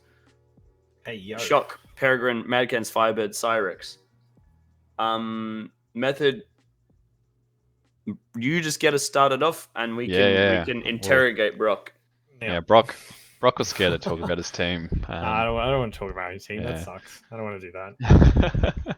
I kind of, I don't know, found it quite interesting because one of the things that when watching like Storm in particular, was, out of nowhere, was it Shock and Moss? I was watching the streams and these guys, I'm like, damn, these guys are doing really well. And I've no idea. I don't think they ever played when I played down in Queensland. And just came out of nowhere and do really well. So I was quite excited to see. Shock did play the Rumble, but he was on a mixed team. I think he was on a mixed team with might have been Mikey. Jesse. Yeah, It was with Jesse and Mikey. Yeah, okay, yeah. What was their name? I don't know what their team name was. No idea. Nah. Well, we played. If Pool he's B, still in the so we chat, might he have- can put it in the chat. Yeah, but so I was really excited to see. I don't know, just some of these new players who play really good. Just what? Oh yeah, what the foe? Yeah, we did play them. Foe. I was really excited to see how these new players play. I didn't know what to expect. It was like I don't know. So that was kind of exciting for me. And Shock, he didn't disappoint. I mean, he was 9k score. He has 1.7 bases. Like that's some pretty good stats. So He's wild. that's I was pretty happy to kind of at least experience a little bit of that. Not enough because I wasn't playing at a high level. So to be honest, it's hard to be like, this is how all the teams are doing when you suck. But that was really cool. It's kind of nice to see you, Firebird, doing the lead attack role. Yep, doing the thing. You're one of those kind of players that are still stuck in my head as like a middle tier captain. Yep. And I'm just like, yeah, I was wondering if you were going to say that or if you were going to just leave that unsaid. No, I'm not gonna choose when to hold my mouth. I'll just say it. Good. Nah. But Tear us up. you've done well. But I kind of knew that because you did well with Storm, I think previously, and now this squad here is a bit stronger. I don't think this isn't your Nats team though. It's slightly different, right? So Nat's team is minus Peregrine plus Moss and Bones. Yeah, that's right. And yeah, so I haven't seen what Moss plays like yet, so I'm interested to see that. But really strong team overall, which I mean we all expected. But Madcan's kind of stacks always seem to come out with these really strong things. I think everyone else played really well. Cyrix always just plays like her role, and I think I'm gonna shout that out because otherwise I'll be pushed out kind of a little bit. Like sometimes you just play your role and help the team and do the thankless things, and in a lot of other sports, I can't remember what we call it. It's like the impact you have that doesn't go on the stats is important, and I'm not talking like game galling and all these other things we talk about, but just doing the thankless things, making sure that these sight lines are clear for your teammates and your comms are always good. So yeah, I think that's kind of my comments on this team. And also Madcam's responded to my banter for probably the first time ever. That was awesome. Nice. Yeah, excellent. I love talking a little smack in the arena, and Madcams doesn't normally respond to me. But he did, and I was very happy. So it's very important. Are we allowed to know what the smack talk was? Oh, it was just something like, "How'd you take so long to get to the spot I walked?" At the very start when we just run for the lighthouse kind of spot. Yeah. So he actually usually just ignores me, which is fair enough. Most people do, but that was a nice moment. I wanted to ask Brock, I think the big question everyone has is obviously you lead attacking, and it's the first time we've seen Madcans like not captaining for quite a while, right? Like obviously Yeah, he did so a bit on the Maroons, and he did it for all the Maroons Spartans was as mid. well. Well, Maroons, I think there was I think he might have captained once or twice on Maroons, but Once or twice, he yeah. did mid for Maroons more than he did captain, Okay. I believe. Yeah. Yeah. How did that? How did that go? There's some learning to go there. Like I'm still adjusting to Kansas playstyle because I've also like just in training I've only ever played against Kansas, so we shot the crap out of each other like a lot. This comp, we'd run around a corner and just obliterate each other. And, oh, hang on, you're my guy. We do that a lot at training still. So, and I'm still adjusting to. He's got like a more unique way of attacking. It's similar to Shock, but it's not quite the same. So I'm still learning how to like properly support that and play around that. Yeah, I think it's just like an integration thing because I think while Storm and Spartans played fairly similarly, I think we had very different internal structures. So like Can's stepping in is having to learn how we do things, which is different to how he has done things, and so we're cleaning that up, and we're working on it. It's been interesting, just like the conversations that it's opening up and the different things we're talking about to try and what's the word, like integrate cans properly. Yeah. So yeah. No, it's just a super interesting dynamic. I feel like having I'm not sure if he did, but I feel like having a player in the mid that does have a very thorough understanding of the game and the strategy, and them being able to like kind of suggest things to you, like not like take over the game and like make big calls for the whole team, but like being able to suggest things to you is really, really strong, right? Yeah, that's something like Shock and I have always done a little bit of that attacking together, and that's just what we're used to doing. And it's something like Kansas obviously like has a great understanding of the game and what the game state is a lot of the time. And so like, yeah, I think he's going to be like an terrifyingly good mid. Oh yeah. Yeah, well, just in my experience, that's what it was like playing with Hybrid. You know, you would just go, oh, I think we should do this, or oh, let's I really like that sort of thing. And it's just like, yep. I think it frees up like the more of the team that can think about some little things here and there. I think it frees up. I mean, everyone has to be thinking about the game, otherwise you're not going to do that well, right? I think it probably works for some teams to go the other way, but I prefer it that way. Definitely, I think that was a big lesson that Aftershock learned from Bendigo 2022 to Hobart, was sharing that responsibility a little bit from the captain in terms of how we organize ourselves, and not just like blindly trusting everything they do, like having the ability to like, oh, like maybe we should do this, or like if we do this, like we can do this, and like yeah. I think also what we've been doing on the current Aftershock as well is just a small thing, but like calling for like when your attack should bounce. So like rather than the captain calling it, like the whoever the other person attack is, like they'll recognize when like it's a bad time to be attacking this base, and rather than waiting for your captain to do it while they're thinking about other stuff, maybe they call it a little late, you can just call it as soon as you see it. Like, I mean, just suggest it as well. You're like, should we bounce? And we're like, oh yeah, let's do that. Yeah. I think little things like that takes a lot of the load off of your captain and enables them to make the big brains. I don't know. Have you got anything else to add about isotopes? I mean, Brock, do you want to shout anyone out? I mean, just to touch on the team, like Shock is like really, really good wherever I put him. Like we moved him around a couple of spots. We had him first out, we had him floating, we had him what I was going to ask. In last line a couple of times. I think he finished up being more of like a float to a door player by the end of it, but we were trying different things out over the course of the comp as well, so we ended up in a bunch of different spots. Peregrine I loved having as a last line. I think this is actually, like, barring maybe 3 or 4 games we played as the OG Storm way back when Peregrine was on it before he got picked up by Spartans, I haven't played with Peregrine on a team since Behemoth, and so it was just a pleasure to play on a team with Nathan again. I miss that guy. He's a lot of fun. He's just a great vibe and attitude, and he's a really fun last line to watch. He and Lauren, or he and Cyrex had a really good, like they worked their defense out. We had a really strong 2-man, I think. Lauren was really, really good at like just playing around and enabling Nathan and like figuring out our defense and I don't know, filling that thankless role a little bit. Yeah. And then I've already touched on Cans a bit, and you know, for some reason they let me coast on this team, and like my feet don't touch the ground. Happy days. All right, we'll make our picks for stand-up players, and we'll move on to our last team. I'll go first. I'm going to pick.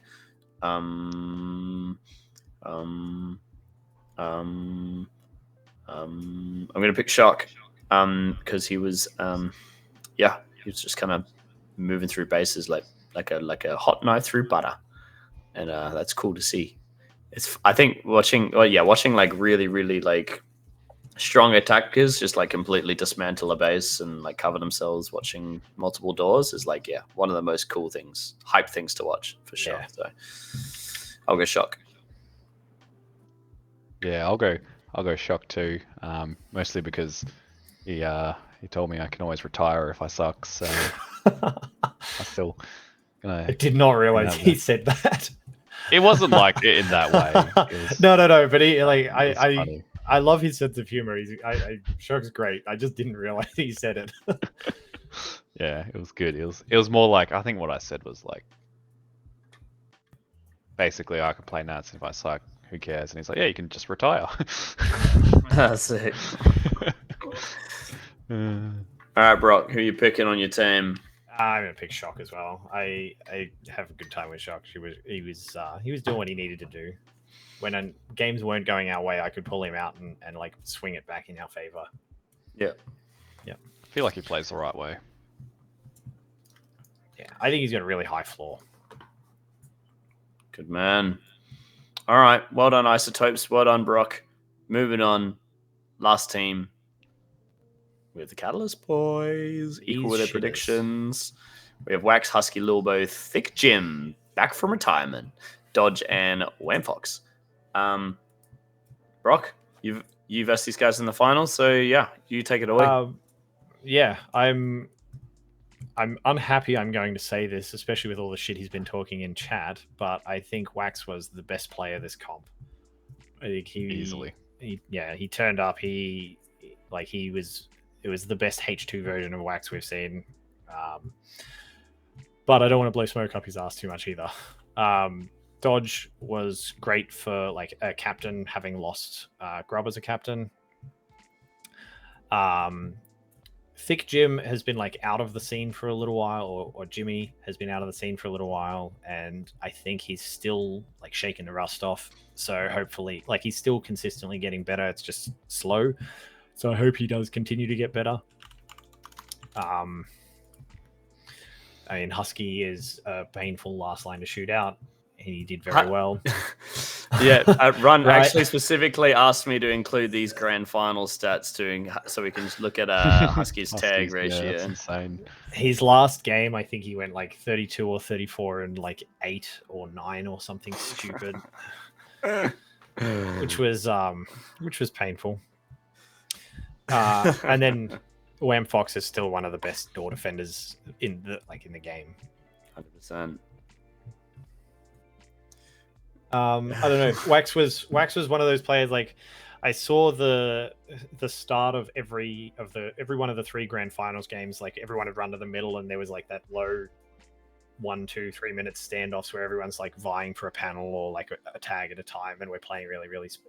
I never saw anyone other than Wax. He'd just like run down the middle of the line, shoot 5 people, and double on the last person. I didn't see anyone else pull that off, and he did it. I think every one of the grand finals games, and it shit me. That is annoying. Yeah. Those first few tags can be so important, right? Yeah. Having played with Lilbo in pre-1 as well, like just incredible under bases and able to contort and play the bases very differently to Husky. So like they've got different options for styles of last line they want to play as well. The team having 3 lefties is huge in probably a lefty dominant arena. Yeah, I don't know. I can't criticize them for anything. They beat us by not a lot, and that hurts. And they probably could have beaten us by a bit more if they were like on their form. Yeah. I'll go. I'll say like, Catalyst. To me, they're still just the best team in Australia. If they've got this core, I guess, of what Wax, Husky, and Wham now. I just think they're just clearly the best, and someone has to prove otherwise. Anyone who voted any other team higher than them for the Worlds, I think you're crazy. They're just insane. They play pretty much just a 2-3. They don't play anything crazy. They're just gonna attack more efficiently than you, defend more efficiently than you, be better on the packs better than you, and they're an extremely tough team to beat. So that's kind of what I said. Yeah, Wax was insane this comp. He was back in some like he looked to me like he was back in the levels of when he was like super insane in the early H Pro days. So actually, I do need to shout Wax out specifically for getting denied on a ridiculous phaser shot and then swearing in front of a ref and getting termed for it and really costing them the final. that is pretty funny. Very funny. That's the most wax moment ever. If you go and watch it on the stream, I think you see him in Blue Base gets like this wild denial that probably shouldn't have happened, and he's like, you can see he's angry about it, and he goes to walk off and he turns back to the ref. Wonderful. That's sick. Yeah, 1.9 base average. I think I've like highlighted some of the top 5 individual stats, but I'm pretty sure that's definitely the highest base average of the whole tournament. So, well done, Wax. Good stuff. I was randomly just thinking earlier today. It's like obviously Husky almost untouchable. It felt like on H Pro. And it's going to be a little bit better on H2, but then I see this tag ratio in finals. I'm like, are we really going to see a different story? If he gets more time on these packs, what's gonna happen? Yeah, and that was like the cope everyone had. It was like, on H2, Husky's gonna suck in last line because he's just gonna get his barrel shot all the time, and then he's like, suck. Nah, I'd win. Yeah, it's pretty funny. Again, I think this is another team I'm not confident we actually verse Catalyst once. So I don't really have anything to add.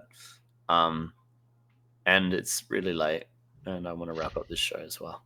And just on Wax calling out Husky not being as crazy as Hobart, I will back that because I couldn't shoot Husky for the life of me in Hobart, and his phases were much more shootable this comp. So there might be a slight error there.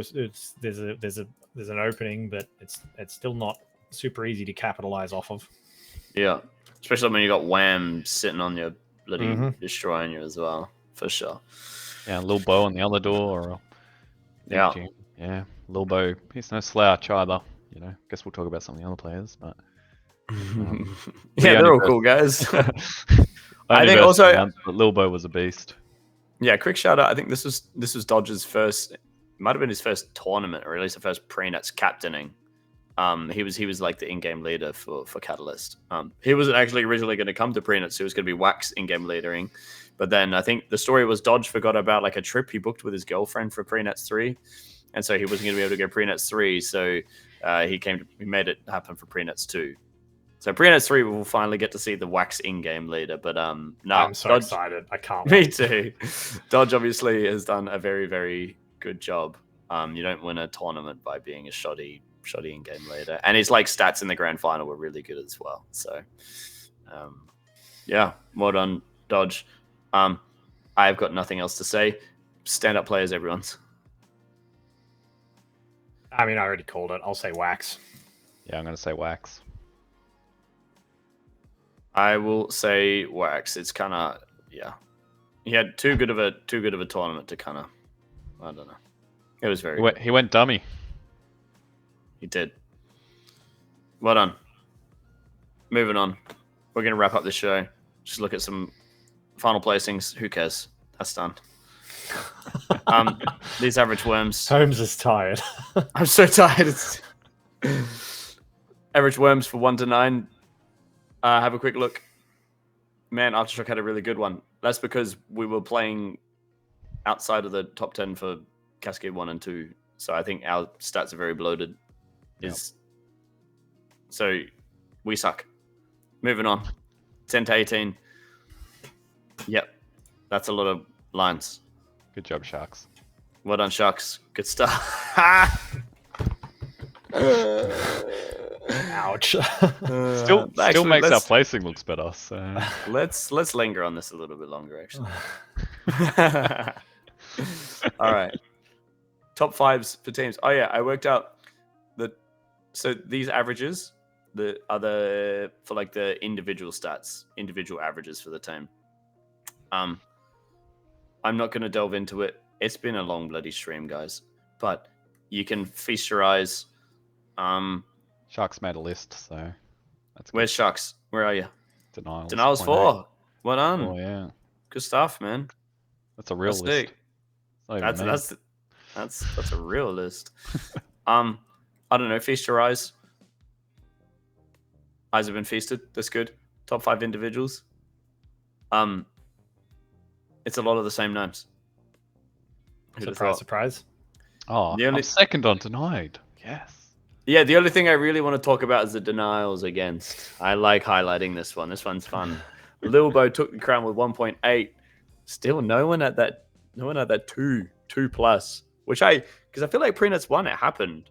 I feel like there's a bunch of people that had more than 2. Was Gus 2 or was Gus almost 2? Sure, Gus I was remember 2. us talking about Gus. I'm pretty but sure I'm not I was whether 2. It was 2 or not. I'm pretty sure there was at least like 3 or 4 There was a people that couple. had that 2.0 but we didn't get it. Interesting, because I thought it'd go up with H2. Yeah, that's 100% what I thought as well. But people are just locking in, I guess. But yeah, Lilbo taking the crown, Method and Karen tying technically, and then we had Four Eyes, and Four Eyes is always up there in those lists.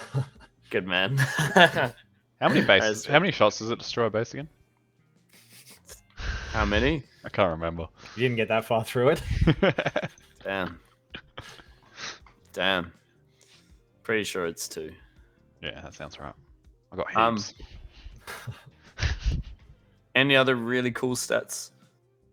I mean, of course, Husky had the best tag ratio. Of course, Spider had the best GRC. Of course, Runt had the best average score. Of course, Wax had the best bases.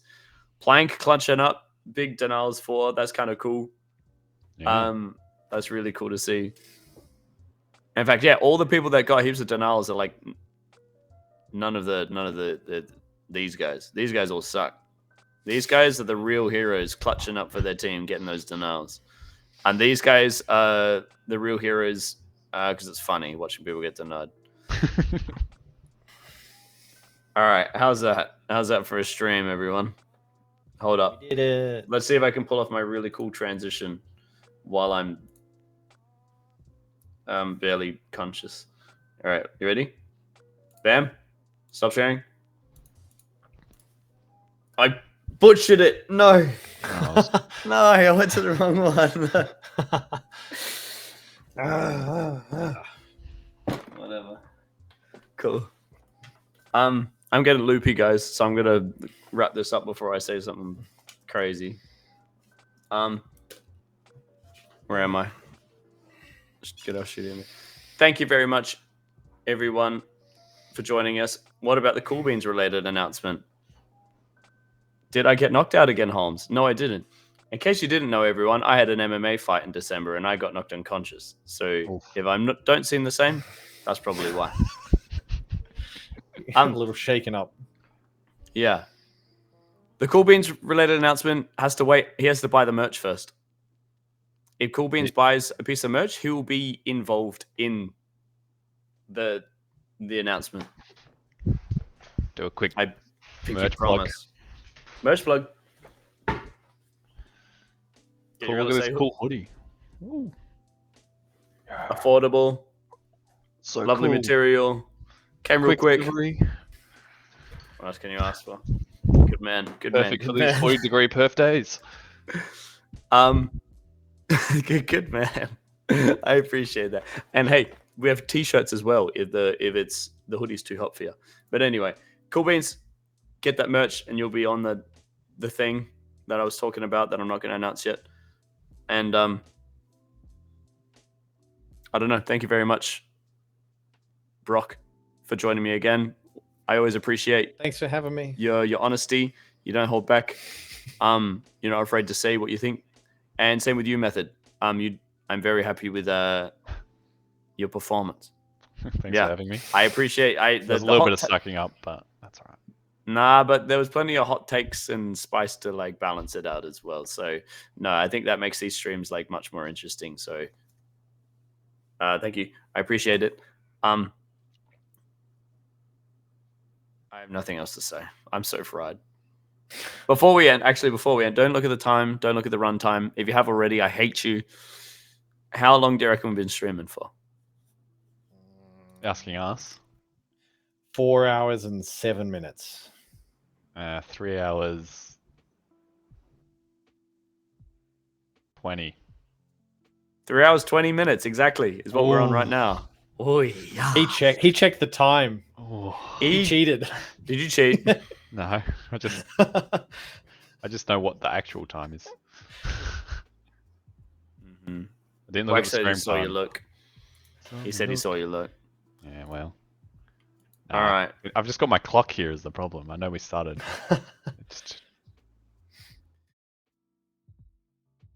The time pre-stream. Hello. What are you doing? I was on the studio mode in OBS before, which is where, like, if you click on something, it doesn't go to it. But I switched out of it, and then I went to get ready to go to the offline Dude, you're screen. cooked. Go to sleep.